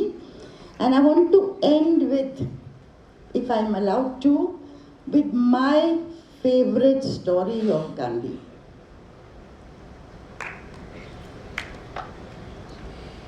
और this story involves Sardar Patel and Nehru. ये तब की बात है जिस दिन गांधी जी की मृत्यु हुई। मृत्यु के 1 घंटे पहले वो सरदार पटेल के साथ थे। सरदार पटेल बहुत नाराज थे। उस समय होम मिनिस्टर थे, डेप्यूटी प्राइम मिनिस्टर थे। 1948 की बात है, 30 जनवरी थी, और गांधी जी की वजह से ही agreed to be number 2 in Nehru's cabinet. और 1946 की अप्रैल के महीने में, जो बहुत लोगों को पता है, it's often talked about now and under discussion, कि 15 में से 12 PCCs ने, कांग्रेस कमिटीज ने नाम सजेस्ट किया था जो नेहरू का नाम नहीं था, for the president of the Congress party. और गांधी जी ने नेहरू को president of the Congress party बनवाया, और पटेल को, ये बहुत फेमस मीटिंग है, पटेल को परसुएड किया कि वो एक्सेप्ट करें। और उसके बाद as Congress President, Nehru became the Prime Minister in the interim government of 1946, और 47 में प्रधानमंत्री बने जब इंडिया इंडिपेंडेंट हुआ। और Sardar Patel agreed to be number 2 under him and Home Minister. So on this day in 48, 30th January, Sardar Patel बापू से मिलने गए और अपना रोना रो रहे हैं, उनकी जो दुविधाएं हैं। बापू खाना खा रहे थे और सुनते गए, and all he said was that both of you have to be together in the government, इसके बिना नहीं चलेगा। एंड देन दे डिसाइडेड कि अगले दिन वो नेहरू से मिलेंगे तीनों, and Sardar Patel goes back and within minutes comes back to Birla House, क्योंकि बापू from that meeting goes into the prayer meeting on the lawn, and Nathuram Godse had shot him. Within minutes Nehru आते हैं अपना सर रख के गांधी जी की body के पास में और फपक फपक के रोते हैं वो. And then he puts his head in Sardar's lap and cries. And Lord Mountbatten ने ये कहा कि गांधी जी की dearest wish थी that Nehru and Patel will work together. Anyway, to cut this long story short, कुछ दिन बाद स्टेट्समैन में एक आर्टिकल आता है कि पटेल को रिज़ाइन करना चाहिए, और उसी दिन वो अपना चिट्ठी लिखते हैं नेहरू को कि I am resigning as home minister, but भेजते नहीं. नेहरू उनको चिट्ठी लिखते हैं कि now we have to put a new situation forces us to work together in the spirit of things as loyal comrades. And Sardar भी उसी स्पिरिट में जवाब देते हैं. And if you look back, I tell you why it's my favorite story. If you look back, had Patel and Nehru not walked together, जितना migration हुआ 15 million लोगों का उस समय पार्टीशन के time from one side to another, the rehabilitation of refugees, princely states को integrate करना, 565 princely states, एक मॉडर्न कॉन्स्टिट्यूशन को ड्राफ्ट करना, none of this would have been possible. That India held together because these two men held together. और मैं मानती हूँ बहुत पुराना किस्सा है, आज का हिंदुस्तान बहुत अलग हो गया है, उस ज़माने के वैल्यूज़ बहुत अलग थे, लेकिन फिर भी the best way to keep power is to go for people who are not, क्या कहेंगे हिंदी में, who are not your echo chambers, but who are really colleagues who may differ with you, but who share your cause. तो एक बहुत बड़ा मुझे लगता है वहाँ मिसाल है हमारी लीडरशिप के लिए. तो Gandhi, Nehru, Patel, so many people that we are proud to have had as our political leaders in the past. और उसकी झलक फिर से नरेश जी ने अपनी किताब में दिखाई है. So I hope very much कि it will be picked up and maybe visualized, translated into visualized story also. So many congratulations to you and thank you for having me. आपके इस गहन वक्तव्य के लिए हम हृदय से आपका आभार व्यक्त करते हैं मैम. आपकी पहली दृष्टि ने जिस प्रकार गांधी के आदर्शों को हमारे बीच में रखा है वो वास्तविक रूप में अगर देखा जाए तो प्रशंसनीय है. आपके विचार हमें सोचने के लिए प्रेरित करते हैं कि महात्मा गांधी के सिद्धांत केवल अतीत की धरोहर नहीं बल्कि वर्तमान और भविष्य के लिए भी दिशा सूचक हैं. आपने हमें दिखाया कि बापू की शिक्षाएं आज भी उतनी प्रासंगिक हैं जितनी उस समय में थी. हमारे बीच आज मुख्य अतिथि के रूप में मंच पर उपस्थित हैं श्रीमान सचिन पायलट जी. आप पूर्व उप मुख्यमंत्री, कांग्रेस पार्टी के वरिष्ठ नेता और युवाओं के प्रेरणा स्रोत रहे हैं. आपकी शिक्षा दिल्ली के सेंट स्टीफन कॉलेज से BA ऑनर्स अंग्रेजी साहित्य तथा अमेरिका की यूनिवर्सिटी ऑफ पेंसिल्वेनिया के वॉर्टन स्कूल से MBA से हुई है, MBA किया है आपने. राजनीति में सक्रिय होने से पहले आपने BBC और जनरल मोटर्स जैसी प्रतिष्ठित संस्थानों में कार्य किया है. आपका राजनीतिक जीवन भी अत्यंत प्रेरणादायी रहा है. 2004 में दौसा राजस्थान से लोकसभा सदस्य आप निर्वाचित हुए. उस समय देश के सबसे युवा सांसदों में आप शामिल थे.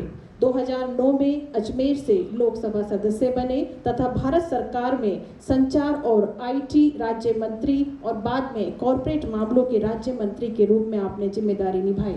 2014 से 2020 तक राजस्थान प्रदेश कांग्रेस पार्टी के आप अध्यक्ष रहे. 2018 से 2020 तक राजस्थान के उप मुख्यमंत्री पद की आपने जिम्मेदारी संभाली। वर्तमान में 2025 में आप टोंक से विधायक एवं कांग्रेस पार्टी के वरिष्ठ नेता हैं।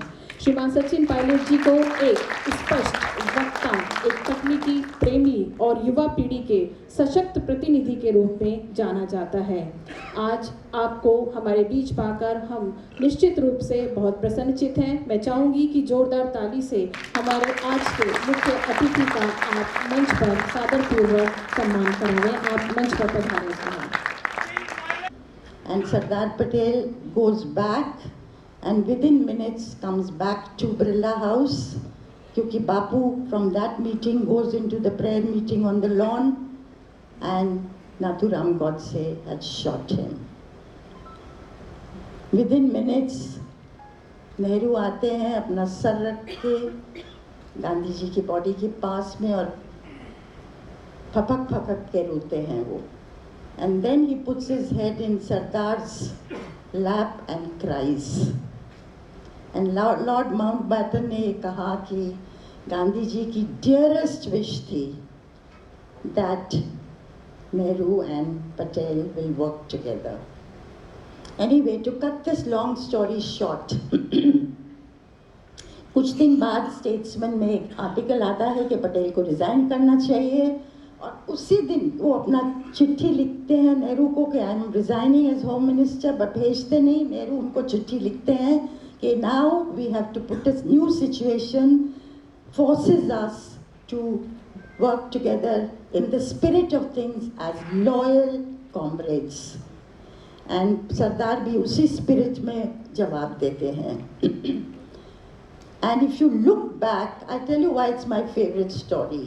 If you look back, had Patel and Nehru not walked together, जितना माइग्रेशन हुआ 15 मिलियन लोगों का उस समय पार्टीशन के time from one side to another, the rehabilitation of refugees, princely states को इंटीग्रेट करना, 565 प्रिंसली स्टेट्स, एक मॉडर्न कॉन्स्टिट्यूशन को ड्राफ्ट करना, none of this would have been possible that India held together because these two men held together. और मैं मानती हूँ बहुत पुराना किस्सा है, आज का हिंदुस्तान बहुत अलग हो गया है, वो ज़माने के वैल्यूज़ बहुत अलग थे, लेकिन फिर भी the best way to keep power is to go for people who are not, क्या कहेंगे हिंदी में, who are not your echo chambers, but who are really colleagues who may differ with you, but who share your cause. तो एक बहुत बड़ा मुझे लगता है वहाँ मिसाल है हमारी लीडरशिप के लिए। तो Gandhi, Nehru, Patel, so many people that we are proud to have had as our political leaders in the past, और उसकी झलक फिर से नरेश जी ने अपनी किताब में दिखाई है। So I hope very much कि it will be picked up and maybe visualized, translated into visualized story also. So many congratulations to you and thank you for having me. आपके इस गहन वक्तव्य के लिए हम हृदय से आपका आभार व्यक्त करते हैं मैम। आपकी पैनी दृष्टि ने जिस प्रकार गांधी के आदर्शों को हमारे बीच में रखा है वो वास्तविक रूप में अगर देखा जाए तो प्रशंसनीय है। आपके विचार हमें सोचने के लिए प्रेरित करते हैं कि महात्मा गांधी के सिद्धांत केवल अतीत की धरोहर नहीं बल्कि वर्तमान और भविष्य के लिए भी दिशा सूचक हैं। आपने हमें दिखाया कि बापू की शिक्षाएं आज भी उतनी प्रासंगिक हैं जितनी उस समय में थी। हमारे बीच आज मुख्य अतिथि के रूप में मंच पर उपस्थित हैं श्रीमान सचिन पायलट जी। आप पूर्व उप मुख्यमंत्री, कांग्रेस पार्टी के वरिष्ठ नेता और युवाओं के प्रेरणा स्रोत रहे हैं। आपकी शिक्षा दिल्ली के सेंट स्टीफन कॉलेज से BA ऑनर्स अंग्रेजी साहित्य तथा अमेरिका की यूनिवर्सिटी ऑफ पेंसिल्वेनिया के वॉर्टन स्कूल से MBA से हुई है, MBA किया है आपने। राजनीति में सक्रिय होने से पहले आपने BBC और जनरल मोटर्स जैसी प्रतिष्ठित संस्थानों में कार्य किया है। आपका राजनीतिक जीवन भी अत्यंत प्रेरणादायी रहा है। 2004 में दौसा राजस्थान से लोकसभा सदस्य आप निर्वाचित हुए। उस समय देश के सबसे युवा सांसदों में आप शामिल थे। 2009 में अजमेर से लोकसभा सदस्य बने तथा भारत सरकार में संचार और आईटी राज्य मंत्री और बाद में कॉरपोरेट मामलों के राज्य मंत्री के रूप में आपने जिम्मेदारी निभाई। 2014 से 2020 तक राजस्थान प्रदेश कांग्रेस पार्टी के आप अध्यक्ष रहे। 2018 से 2020 तक राजस्थान के उप मुख्यमंत्री पद की आपने जिम्मेदारी संभाली। वर्तमान में 2025 में आप टोंक से विधायक एवं कांग्रेस पार्टी के वरिष्ठ नेता हैं। श्रीमान सचिन पायलट जी को एक स्पष्ट वक्ता, एक तकनीकी प्रेमी और युवा पीढ़ी के सशक्त प्रतिनिधि के रूप में जाना जाता है। आज आपको हमारे बीच पाकर हम निश्चित रूप से बहुत प्रसन्नचित हैं। मैं चाहूंगी कि जोरदार ताली से हमारे आज के मुख्य अतिथि का आप मंच पर सादरपूर्वक सम्मान कराएं। आप मंच पर पधारें हैं।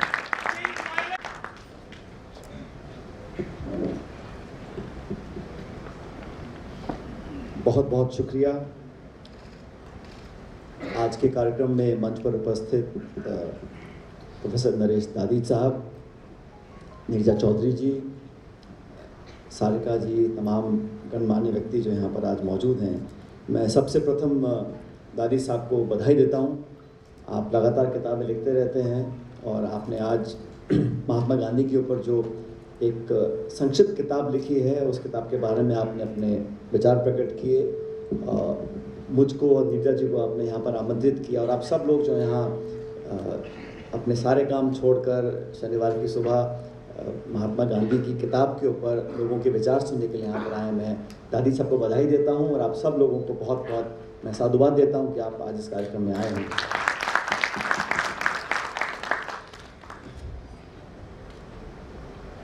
नरेश जी को मैं कई सालों से जानता हूँ और जैसा उनके बारे में आप भी जानते हैं, बहुत लंबे समय तक उन्होंने पढ़ाई की, करवाई, लेकिन अनेक किताबों लिखने के बाद भी मैं ऐसा मानता हूँ, जो मेरा इनसे इंटरेक्शन रहा लगभग एक दशक से, कि महात्मा गांधी उनके लिए कोई विषय नहीं है, महात्मा गांधी उनके लिए एक पैशन है।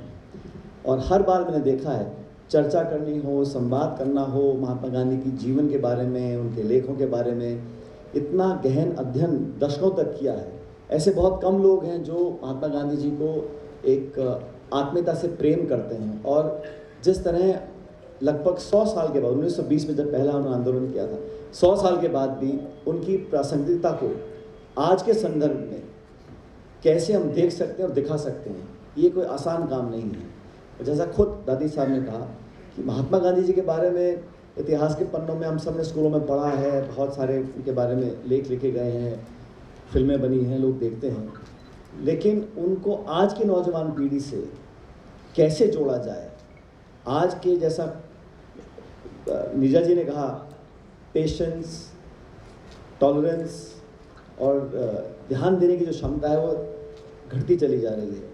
तो एक ऐसे व्यक्ति के बारे में, जिसके बारे में सिर्फ हम किताबों में पढ़ते हैं, उनकी सोच, उनके विचार आज के युग के नौजवानों के जीवन में हम कैसे उतार सकते हैं, ये एक बहुत बड़ी चुनौती हम सब लोगों के लिए है। और मेरे बारे में दादी साहब बोल रहे थे एक्सीडेंटल पॉलिटिशियन, तो जो अनुवाद मैंने मन में किया, एक्सीडेंट मतलब दुर्घटना, तो ये तो सुखद घटना थी, इसको दुर्घटना आप क्यों बता रहे हैं? दुर्घटना तो होती है कि हानि हो जाए, ऐसा नहीं है। दादी साहब आपने जो कहा मैं उससे असहमत नहीं हूँ, लेकिन मेरा राजनीति में आना कोई दुर्घटना नहीं है, कोई एक्सीडेंट नहीं है। मैंने बहुत सोच समझ के 3-4 साल बहुत चर्चा करा, अपनी आत्मा को खंगाला और फिर मुझे लगा कि मैं अपने जीवन में ऐसा कौन सा पायदान है जहाँ पर जाकर मैं कुछ कर सकता हूँ। और मेरे स्वर्गीय पिताजी के देहांत के बाद लगभग 4 साल बाद मैंने चुनाव लड़ा था और राजनीति में आने का जो निर्णय था वो कोई एक जल्दबाजी में लिया निर्णय नहीं था या कोई दबाव में या किसी चुनाव का कोई प्रेशर, ऐसा नहीं था। मैंने बहुत सोच समझकर, और जैसा भी हमारी बहन बोल रही थी, मैं अच्छी खासी पढ़ाई करी है, मैं और नौकरी 2-4 जगह कर रखा था, ऐसा नहीं है, विकल्प नहीं थे। मैंने बहुत सोच समझ के इस पेशे में अपने आप को कांग्रेस पार्टी के माध्यम से मैं लेकर आया, क्योंकि मुझे लगता था कि ये ऐसा प्लेटफॉर्म है जहाँ पर हम बहुत कुछ कर सकते हैं। अगर आप तब्दीली, बदलाव सामाजिक क्षेत्र में लाना चाहते हैं तो राजनीति बहुत एक ताकतवर पायदान है। इसलिए जब से मुझे काम करने का मौका मिला है, मैंने कोशिश करी है कि छोटा बड़ा बदलाव अगर सकारात्मक लेकर आते हैं तो हमारे राजनीति में आने का जो एक मिशन है, जो उद्देश्य है, वो कुछ हद तक हम पूरा कर सकते हैं। और महात्मा गांधी जी भी राजनीतिज्ञ थे, वो एक स्वतंत्रता संग्राम के मुखिया थे और आसान नहीं है। और आपने खुद ही कहा, लोग उनकी बात को इसलिए मानते थे क्योंकि वो बहुत बड़े नेता, ऐसा नहीं था, उनके मन के अंदर एक नैतिक बल था। आज भी किसी नेता की बात मानने के लिए पद पोस्ट पे तो जो डरते हैं, घबराते हैं, जिनको लालच है, वो उनके पीछे भी दौड़ रहे हैं, लेकिन जिसके मन के अंदर जो दिखता है वो नैतिक बल हो, सच और कड़वी बात बोलने सुनने की नैतिक क्षमता जिसके अंदर होती है, समाज और जनता उसमें विश्वास करते हैं। और राजनीति में सबसे बड़ी अगर कोई संपत्ति है तो वो विश्वास है, क्योंकि बाकी सारी चीज़ें मैंने 20-25 सालों में बहुत कुछ देखा है राजे साहब, उतार चढ़ाव, सत्ता विपक्ष, वफादारी, धोखेबाजी, सब चलता है राजनीति में। लेकिन विश्वास एक ऐसी संपत्ति है जो कमाने में बहुत समय लगता है, और वो आप ना तो बाजार से खरीद सकते हैं, ना अपने चाचा ताऊ पिताजी से ले सकते हैं, वो आपको निर्मित खुद करनी पड़ती है। लोगों के अंदर विश्वास तब होता है जब उनको लगता है कि ये व्यक्ति, ये महिला, ये सज्जन, ये नेता, ये लीडर हमारे लिए, हमारे हित की बात। जैसे महात्मा गांधी का आपने बारे में बताया, लोग जानते थे उनका खुद नुकसान हो जाए लेकिन वो देश और समाज के हित में कभी समझौता नहीं करेंगे, इसीलिए लोग आंख बंद करके उनकी बात को मानते थे। और उन्होंने कभी उस विश्वास का नाजायज़ फ़ायदा नहीं उठाया, कभी उन्होंने अपना हित साबित करने के लिए, हित साधने के लिए कभी भी आंदोलन को मोड़ा नहीं। उनका एकमात्र लक्ष्य था कि मेरा देश, मेरे गरीब जनता, उनको हम लोग उस लक्ष्य तक लेकर जाएं। समय जरूर लगा, लेकिन इतिहास में ऐसा कोई दूसरा उदाहरण नहीं है। इतने बड़े मुल्क को, इतने बड़े साम्राज्य के चंगुल से छुटाना, बिना झगड़ा करे, बिना युद्ध लड़े, ये एक छोटी घटना नहीं है। लेकिन आज के संदर्भ में जब आप महात्मा गांधी जी के बारे में बात करते हैं तो गांधी जी के जो सिंबल्स थे उनको अडॉप्ट करने से हम बहुत ज़्यादा लाभ समाज को नहीं दे सकते हैं। आपको सफाई अभियान चलाना है तो आप महात्मा गांधी के चश्मे का पोस्टर लगा दीजिए, बहुत अच्छी बात है। आप खादी, चरखा, सफाई, इसके बारे में समाज कल्याण की आप बात करें, बहुत अच्छी बात है। लेकिन महात्मा गांधी जी को मूल वैल्यूज़ थे, उस पर भी ध्यान देना पड़ेगा। महात्मा गांधी ने बात की, कौमी एकता की बात की थी। जो आज महात्मा गांधी जी का नाम लेकर उनको शीश झुकाते हैं, उनके चश्मे का फोटो खिंचवा के हम अभियान चलाते हैं, महात्मा गांधी बोलते थे, ईश्वर अल्लाह तेरो नाम। मैं चुनौती देता हूं लोगों को कि आज बोल के दिखा दीजिए वो बात जो महात्मा गांधी बोलते थे। तो नहीं बोल सकते क्योंकि उनको सिलेक्टिव यूज करना है। महात्मा गांधी में कहा लाभ दे सकते हैं, लेकिन हम महात्मा गांधी जी ने जो इस देश के लिए सपना देखा होगा, गांधी किसी एक व्यक्ति की संपत्ति नहीं है। और मैं नीरज जी आपसे थोड़ा असहमत हूं कि हमारा दल, मेरी पार्टी कांग्रेस है, लेकिन कांग्रेस का कोई इस पे पेटेंट है या महात्मा गांधी हमारी ही सिर्फ बात करते थे, नहीं। उन्होंने विचारधाराओं से ऊपर उठकर एक ऐसे राष्ट्र निर्माण का सपना देखा था जहां सब लोग सम्मिलित हों, अलग अलग पृष्ठभूमि, अलग अलग विचारधारा। और जिन लोगों ने हमारे संविधान का निर्माण किया, अंबेडकर साहब, जिन्होंने संविधान हमारे को एक इतना बड़ा तोहफा दिया इस मुल्क को, जिन लोगों ने लोकतंत्र का निर्माण इस देश में किया। अंग्रेज तो नहीं कह के गए थे कि हर व्यक्ति को एक वोट का अधिकार मिलेगा, उनके खुद के देश में नहीं दिया था अधिकार। अमेरिका में, यूरोप में रंगभेद था, गोरों को अधिकार था, कालों को नहीं था, पुरुषों को था, महिलाओं को नहीं था। भारत वो देश था, 1952 पहला लोकतंत्र जो चुनाव हुआ लोकसभा का, अंबेडकर जी ने, कॉन्स्टिट्यूंट असेंबली ने संविधान में लिखा, प्रत्येक व्यक्ति, जाति, पात्री, धर्म, अमीर, गरीब, किसी प्रांत में रहता हो, हर व्यक्ति एक वोट का मालिक है। मुस्लिम लीग ने कहा ऐसा ठीक नहीं है, लेकिन ये कांग्रेस की सरकार के, कांग्रेस के नेताओं ने, फ्रीडम स्ट्रगल के जो पुरुष थे, जो महापुरुष थे, उन्होंने ये वरदान स्वेच्छा से दिया। वो भी चाहते तो ऐसा फॉर्मूला निकालते कि 50 साल सत्ता में वही रहते, लेकिन सत्ता के प्रेम में लोकतंत्र का निर्माण नहीं हुआ। सबको बराबरी का हिस्सा मिले, सब लोगों के अंदर भेदभाव की भावना से परे हटकर हम एक वोट का अधिकार प्रत्येक नागरिक को दें, ये उस समय की सोच थी। आज बड़ा आसान है कहना लोकतंत्र ऐसा है, गणतंत्र ऐसा है, डेमोक्रेसी ऐसी है, लेकिन आज से 80 साल पहले ऐसी सोच रखना, समाज में बहुत कुरीतियां थी, छुआछूत की बहुत बड़ा एक दुर्भावना लोगों के जहन में हुआ करती थी, उसको टापना, कितना दबाव पड़ा होगा आप कल्पना कीजिए। जो लोग कानून बना रहे थे उन पे कितना सामाजिक दबाव पड़ा होगा, लेकिन बावजूद उसके संविधान के निर्माताओं ने देश के स्वतंत्रता के बाद जिन लोगों ने शासन किया, उनकी कल्पना, उनकी सोच, उनकी आत्मशक्ति इतनी थी कि तमाम दबाव के बाद, तमाम विरोध के बाद भी उन्होंने सब व्यक्तियों को संविधान के माध्यम से एक ऐसा तोहफा दिया जो आज हमारे लिए सबसे बड़ी एक पूंजी है।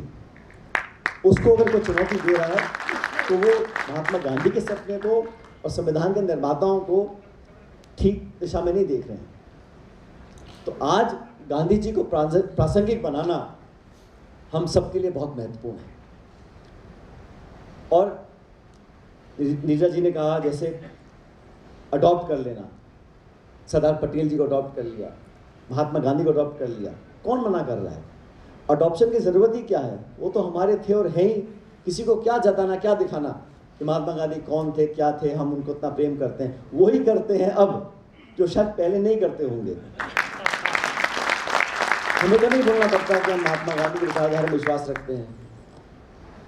हम सरदार पटेल की बहुत बड़ी मूर्ति बनाएंगे। हमारे मन में, हमारे सोच में, हमारे शोध में, हमारी विचारधाराओं में, हमारे जहन में वो आदर्श हैं, वो चित्र नहीं है, वो सिंबल नहीं है चरखा, चश्मे और धोती का, लाठी का। वो तो बहुत म्यूजियम बने हैं, बहुत लाइब्रेरी बनी हुई है। उनकी सोच क्या थी, परिकल्पना क्या थी, समय से आगे सोचकर वो काम करते थे। सरदार पटेल ने जो किया नीरजा जी, कोई छोटी बात नहीं है। छोटे छोटे राजे महाराजाओं को, किसी को हंस के, किसी को डरा के, किसी को लालच दे के, किसी को धमका के, सबको जोड़ा एक किया। वो और कोई व्यक्ति नहीं कर सकते थे और हम सबको बड़ा गर्व है उनके ऊपर। लेकिन उन्होंने जिस संस्था को बैन किया उसको अडॉप्ट क्यों नहीं करते? सरदार पटेल ने, आप उनको, हम पूरे देश के लॉ कोर्स थे, लेकिन ये सिलेक्टिव जो पिकिंग है, ये बड़ा एक अजीब उदाहरण आज की राजनीति में है कि मुझे जो पसंद है उनके चरित्र में, उनके विवरण में, उनकी कार्यशैली में, मैं वो 2, 4, 5 चीज अडॉप्ट करूंगा। बाकी जो उनका कहना सुनना था उसको आप इतिहास में धीरे धीरे भुलाते जाओ, जिसको मैं गलत मानता हूँ। महात्मा गांधी वो व्यक्ति थे जो अपनी गलतियों को मानते थे। उनको हम महात्मा बुलाते हैं, उन्होंने कभी नहीं कहा मैं महात्मा हूँ। वो साधारण इंसान थे, गुजरात से निकले हुए, साउथ अफ्रीका से वापस देश में आए, उनके मन में परिवर्तन आया और अपने आप को समर्पित कर दिया देश की लड़ाई के लिए। उनको हमने महात्मा की उपाधि दी है, राष्ट्रपिता हम लोगों ने बनाया है। वो तो अपने आप को बहुत साधारण इंसान समझते थे। सबसे पहले खुद की गलती को एक्सेप्ट करना और अपनी गलती कमी को मानना वही व्यक्ति कर सकता है जिसका दिल और दिमाग बहुत बड़ा है। हम कभी गलती कर ही नहीं सकते, हमारे मुंह से गलत शब्द निकल ही नहीं सकते, हमारे कलम से गलत काम हो ही नहीं सकता। ये जो धारणा पालते हैं कुछ लोग, मैं समझता हूँ ये बहुत घमंड और अहंकार की एक परछाई है, जिससे महात्मा गांधी ने बहुत दूर रहने के लिए हम लोगों को सुझाव दिए थे। इस किताब के माध्यम से स्कूल्स, कॉलेजेस में, और आजकल सच में देश बहुत नौजवान है, और जो मेरा परिचय दे रही थी उन्होंने भी मुझे नौजवान की पदवी दे दी है। अब मुझे पता नहीं कितना लंबा एक्सटेंशन है इसका, क्योंकि ये जो नीरजा जी राजनीति में क्या है, मैंने देखा, बहुत बचपन से देख रहा हूँ, मेरे पिताजी के समय से। कोई 60 साल के भी होंगे, 70 साल के भी होंगे, तो मेरे नौजवान साथी बोलते हैं। वो कभी नहीं बोलते मेरा बेटा है, भतीजा है, मेरे नौजवान साथी। तो ये जो नौजवान की परिभाषा है राजनीति में, ये च्युइंगम की तरह है, इसको 20 से लेकर 70 तक खींच सकते हैं। लेकिन मेरे बच्चे बड़े हो रहे हैं तो मैं समझ रहा हूँ कि नौजवान क्या है। नौजवान वो है जो 18, 20, 25 साल के लोग हैं, जो एक नई ऊर्जा के साथ काम कर सकते हैं, और उनके मन के अंदर वो जिज्ञासा जगाना बहुत ज़रूरी है। अभी कहते हैं महात्मा गांधी बड़ा बोरिंग सब्जेक्ट है, क्या बताएं उनके बारे में, उनको वही वो 4 घिसी-पिटी बातें याद हैं जो हम लोग उनको दिखाते हैं, समझाते हैं। कि महात्मा गांधी वो इंसान थे जिसको पूरी दुनिया में आज नहीं तो 1000 साल के बाद एक देवता की पदवी मिलने वाली है, क्योंकि उन्होंने वो काम कर दिखाया जो असाधारण काम था। महात्मा गांधी के बारे में जितना पढ़ें, बात करें, हमको लगता है बड़ा रेपिटेटिव हो गया है और नौजवानों को इतना पेशेंस नहीं है कि उनके जो लेक्चर होते हैं, सेमिनार होते हैं। लेकिन जिस तरह आपने नरेश जी गांधी जी के बारे में बताया, मैं सबको देख रहा था और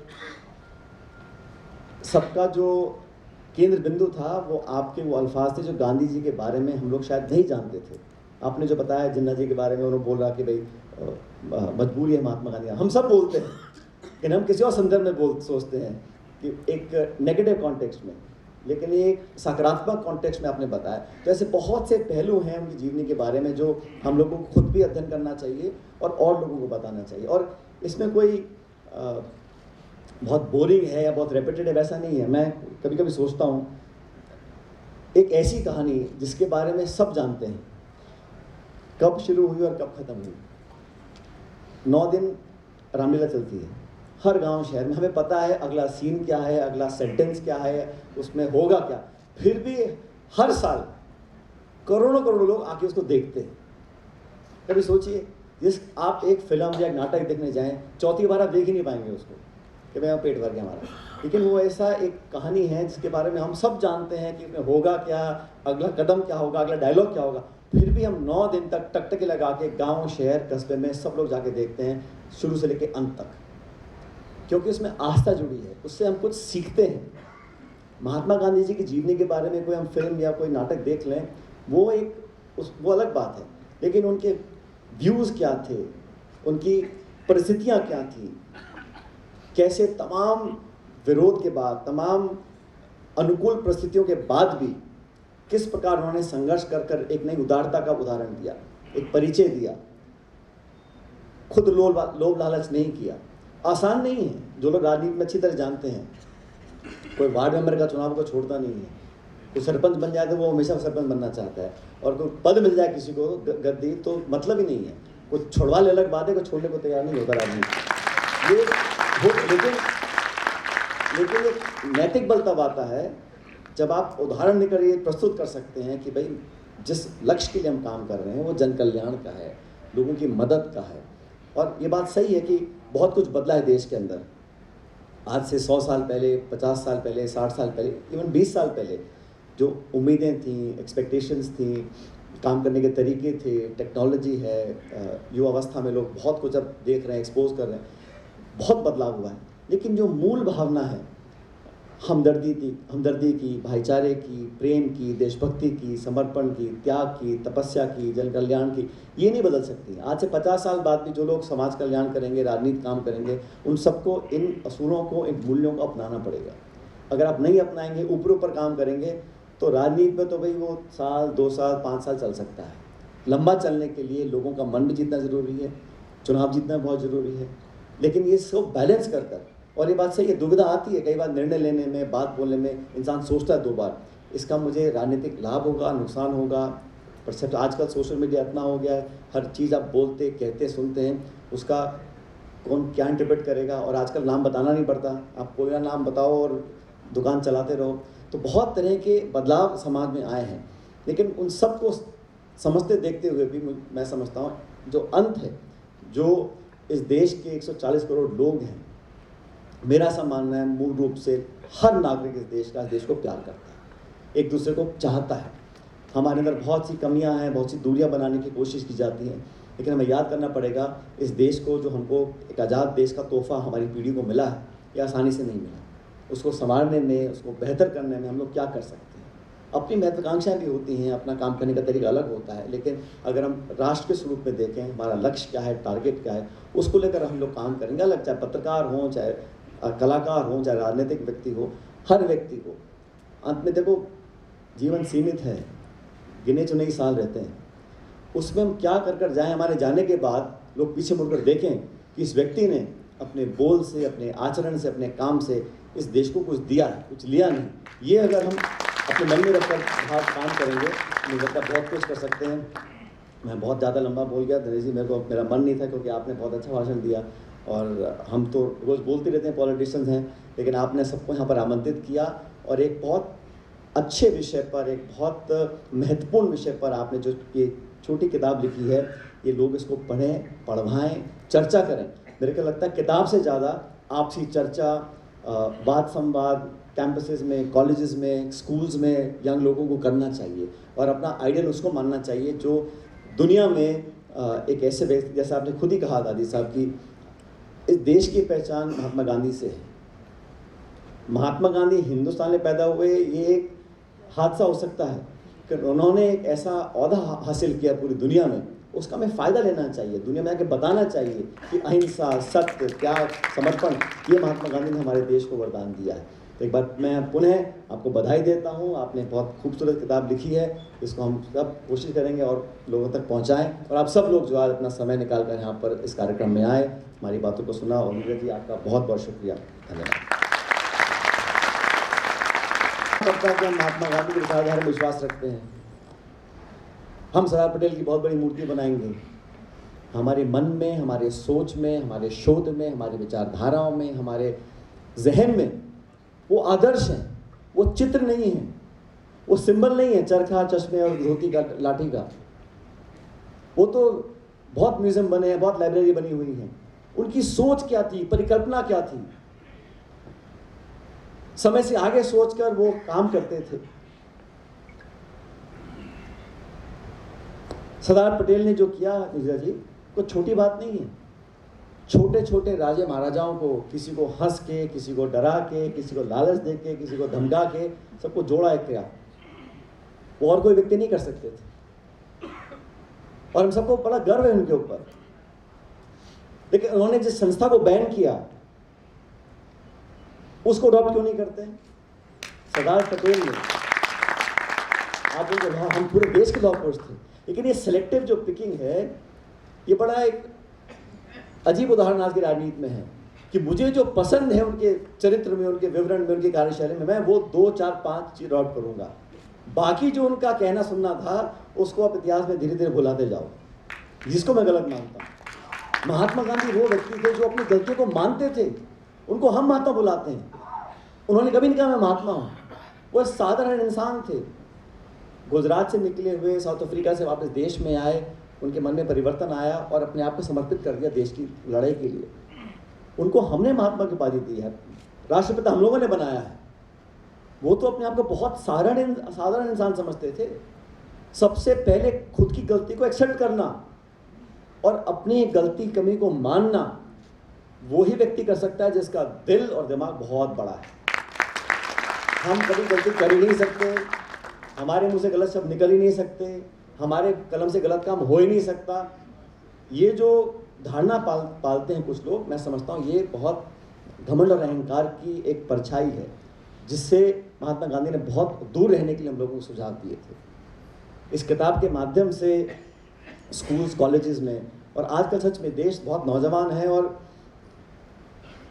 जो मेरा परिचय दे रही थी उन्होंने भी मुझे नौजवान की पदवी दे दी है। अब मुझे पता नहीं कितना लंबा एक्सटेंशन है इसका, क्योंकि ये जो राजनीति में क्या है, मैंने देखा, बहुत बचपन से देख रहा हूँ, मेरे पिताजी के समय से। कोई 60 साल के भी होंगे, 70 साल के भी होंगे, तो मेरे नौजवान साथी बोलते हैं। वो कभी नहीं बोलते मेरा बेटा है, भतीजा है, मेरे नौजवान साथी। तो ये जो नौजवान की परिभाषा है राजनीति में, ये च्युइंगम की तरह है, इसको 20 से लेकर 70 तक खींच सकते हैं आप। लेकिन मेरे बच्चे बड़े हो रहे हैं तो मैं समझ रहा हूँ कि नौजवान क्या है। नौजवान वो है जो 18, 20, 25 साल के लोग हैं, जो एक नई ऊर्जा के साथ काम कर सकते हैं, और उनके मन के अंदर वो जिज्ञासा जगाना बहुत ज़रूरी है।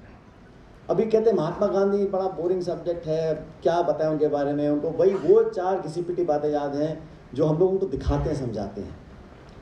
लेकिन महात्मा गांधी वो इंसान थे जिसको पूरी दुनिया में आज नहीं तो 1000 साल के बाद एक देवता की पदवी मिलने वाली है, क्योंकि उन्होंने वो काम कर दिखाया जो असाधारण काम था। महात्मा गांधी के बारे में जितना पढ़ें, बात करें, हमको लगता है बड़ा रेपिटेटिव हो गया है और नौजवानों को इतना पेशेंस नहीं है कि उनके जो लेक्चर होते हैं, सेमिनार होते हैं। लेकिन जिस तरह आपने नरेश जी गांधी जी के बारे में बताया, मैं सबको देख रहा था और सबका जो केंद्र बिंदु था वो आपके वो अल्फाज थे जो गांधी जी के बारे में हम लोग शायद नहीं जानते थे। आपने जो बताया जिन्ना जी के बारे में, उन्होंने बोल रहा कि भाई मजबूरी है महात्मा गांधी, हम सब बोलते हैं लेकिन हम किसी और संदर्भ में सोचते हैं कि एक नेगेटिव कॉन्टेक्स्ट में, लेकिन ये एक सकारात्मक कॉन्टेक्स्ट में आपने बताया। तो ऐसे बहुत से पहलू हैं उनकी जीवनी के बारे में जो हम लोगों को खुद भी अध्ययन करना चाहिए और लोगों को बताना चाहिए। और इसमें कोई बहुत बोरिंग है या बहुत रेपिटेटिव ऐसा नहीं है। मैं कभी कभी सोचता हूँ एक ऐसी कहानी जिसके बारे में सब जानते हैं, कब शुरू हुई और कब ख़त्म हुई। 9 दिन रामलीला चलती है हर गांव शहर में, हमें पता है अगला सीन क्या है, अगला सेंटेंस क्या है, उसमें होगा क्या। फिर भी हर साल करोड़ों लोग आके उसको देखते हैं। कभी सोचिए जिस आप एक फिल्म या नाटक देखने जाएं, चौथी बार आप देख ही नहीं पाएंगे उसको कि मैं पेट भर गया हमारा। लेकिन वो ऐसा एक कहानी है जिसके बारे में हम सब जानते हैं कि उसमें होगा क्या, अगला कदम क्या होगा, अगला डायलॉग क्या होगा। फिर भी हम 9 दिन तक टकटकी लगा के गाँव शहर कस्बे में सब लोग जाके देखते हैं, शुरू से लेकर अंत तक, क्योंकि उसमें आस्था जुड़ी है, उससे हम कुछ सीखते हैं। महात्मा गांधी जी की जीवनी के बारे में कोई हम फिल्म या कोई नाटक देख लें, वो वो अलग बात है, लेकिन उनके व्यूज़ क्या थे, उनकी परिस्थितियाँ क्या थी, कैसे तमाम विरोध के बाद, तमाम अनुकूल परिस्थितियों के बाद भी किस प्रकार उन्होंने संघर्ष कर एक नई उदारता का उदाहरण दिया, एक परिचय दिया, खुद लोभ लालच नहीं किया। आसान नहीं है, जो लोग राजनीति में अच्छी तरह जानते हैं, कोई वार्ड मेंबर का चुनाव को छोड़ता नहीं है। कोई सरपंच बन जाए तो वो हमेशा सरपंच बनना चाहता है, और कोई पद मिल जाए किसी को गद्दी तो मतलब ही नहीं है। कोई छोड़वा ले अलग बात है, कोई छोड़ने को तैयार नहीं होता राजनीति। ये लेकिन एक नैतिक बल तब आता है जब आप उदाहरण लेकर ये प्रस्तुत कर सकते हैं कि भाई जिस लक्ष्य के लिए हम काम कर रहे हैं वो जन कल्याण का है, लोगों की मदद का है। और ये बात सही है कि बहुत कुछ बदला है देश के अंदर। आज से 100 साल पहले, 50 साल पहले, 60 साल पहले, इवन 20 साल पहले जो उम्मीदें थीं, एक्सपेक्टेशंस थी, काम करने के तरीके थे, टेक्नोलॉजी है, युवावस्था में लोग बहुत कुछ अब देख रहे हैं, एक्सपोज कर रहे हैं, बहुत बदलाव हुआ है। लेकिन जो मूल भावना है हमदर्दी की, भाईचारे की, प्रेम की, देशभक्ति की, समर्पण की, त्याग की, तपस्या की, जन कल्याण की, ये नहीं बदल सकती। आज से 50 साल बाद भी जो लोग समाज कल्याण करेंगे, राजनीति काम करेंगे, उन सबको इन असूलों को, इन मूल्यों को अपनाना पड़ेगा। अगर आप नहीं अपनाएंगे, ऊपर काम करेंगे, तो राजनीति में तो भाई वो साल, 2 साल, 5 साल चल सकता है। लंबा चलने के लिए लोगों का मन भी जीतना ज़रूरी है, चुनाव जीतना बहुत ज़रूरी है। लेकिन ये सब बैलेंस कर और ये बात सही है, दुविधा आती है कई बार निर्णय लेने में, बात बोलने में, इंसान सोचता है 2 बार, इसका मुझे राजनीतिक लाभ होगा, नुकसान होगा। पर सब आजकल सोशल मीडिया इतना हो गया है, हर चीज़ आप बोलते, कहते, सुनते हैं, उसका कौन क्या इंटरप्रेट करेगा। और आजकल नाम बताना नहीं पड़ता, आप कोई ना नाम बताओ और दुकान चलाते रहो। तो बहुत तरह के बदलाव समाज में आए हैं, लेकिन उन सब को समझते देखते हुए भी मैं समझता हूँ जो अंत है, जो इस देश के 140 करोड़ लोग हैं, मेरा ऐसा मानना है मूल रूप से हर नागरिक इस देश को प्यार करता है, एक दूसरे को चाहता है। हमारे अंदर बहुत सी कमियां हैं, बहुत सी दूरियां बनाने की कोशिश की जाती हैं, लेकिन हमें याद करना पड़ेगा इस देश को, जो हमको एक आज़ाद देश का तोहफा हमारी पीढ़ी को मिला है, ये आसानी से नहीं मिला। उसको संवारने में, उसको बेहतर करने में हम लोग क्या कर सकते हैं। अपनी महत्वाकांक्षाएँ भी होती हैं, अपना काम करने का तरीका अलग होता है, लेकिन अगर हम राष्ट्र के स्वरूप में देखें, हमारा लक्ष्य क्या है, टारगेट क्या है, उसको लेकर हम लोग काम करेंगे। अलग चाहे पत्रकार हों, चाहे कलाकार हों, चाहे राजनीतिक व्यक्ति हो, हर व्यक्ति को अंत में देखो जीवन सीमित है, गिने चुने ही साल रहते हैं, उसमें हम क्या कर जाएं। हमारे जाने के बाद लोग पीछे मुड़कर देखें कि इस व्यक्ति ने अपने बोल से, अपने आचरण से, अपने काम से इस देश को कुछ दिया है, कुछ लिया नहीं। ये अगर हम अपने मन में रखकर काम करेंगे, मुझे लगता है बहुत कुछ कर सकते हैं। मैं बहुत ज़्यादा लंबा बोल गया नरेश जी, मेरा मन नहीं था, क्योंकि आपने बहुत अच्छा भाषण दिया और हम तो रोज़ बोलते रहते हैं, पॉलिटिशियंस हैं, लेकिन आपने सबको यहाँ पर आमंत्रित किया और एक बहुत अच्छे विषय पर, एक बहुत महत्वपूर्ण विषय पर आपने जो ये छोटी किताब लिखी है, ये लोग इसको पढ़ें, पढ़वाएं, चर्चा करें।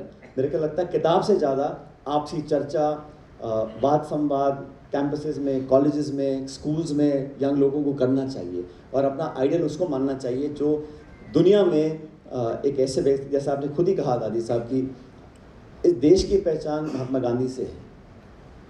महात्मा गांधी हिंदुस्तान में पैदा हुए, ये एक हादसा हो सकता है कि उन्होंने एक ऐसा ओहदा हासिल किया पूरी दुनिया में, उसका हमें फ़ायदा लेना चाहिए, दुनिया में आके बताना चाहिए कि अहिंसा, सत्य, त्याग, समर्पण, ये महात्मा गांधी ने हमारे देश को वरदान दिया है। तो एक बार मैं पुनः आपको बधाई देता हूँ, आपने बहुत खूबसूरत किताब लिखी है, इसको हम सब कोशिश करेंगे और लोगों तक पहुँचाएँ। और आप सब लोग जो आज अपना समय निकाल कर यहाँ पर इस कार्यक्रम में आए, हमारी बातों को सुना, और नीरज जी आपका बहुत बहुत शुक्रिया, धन्यवाद।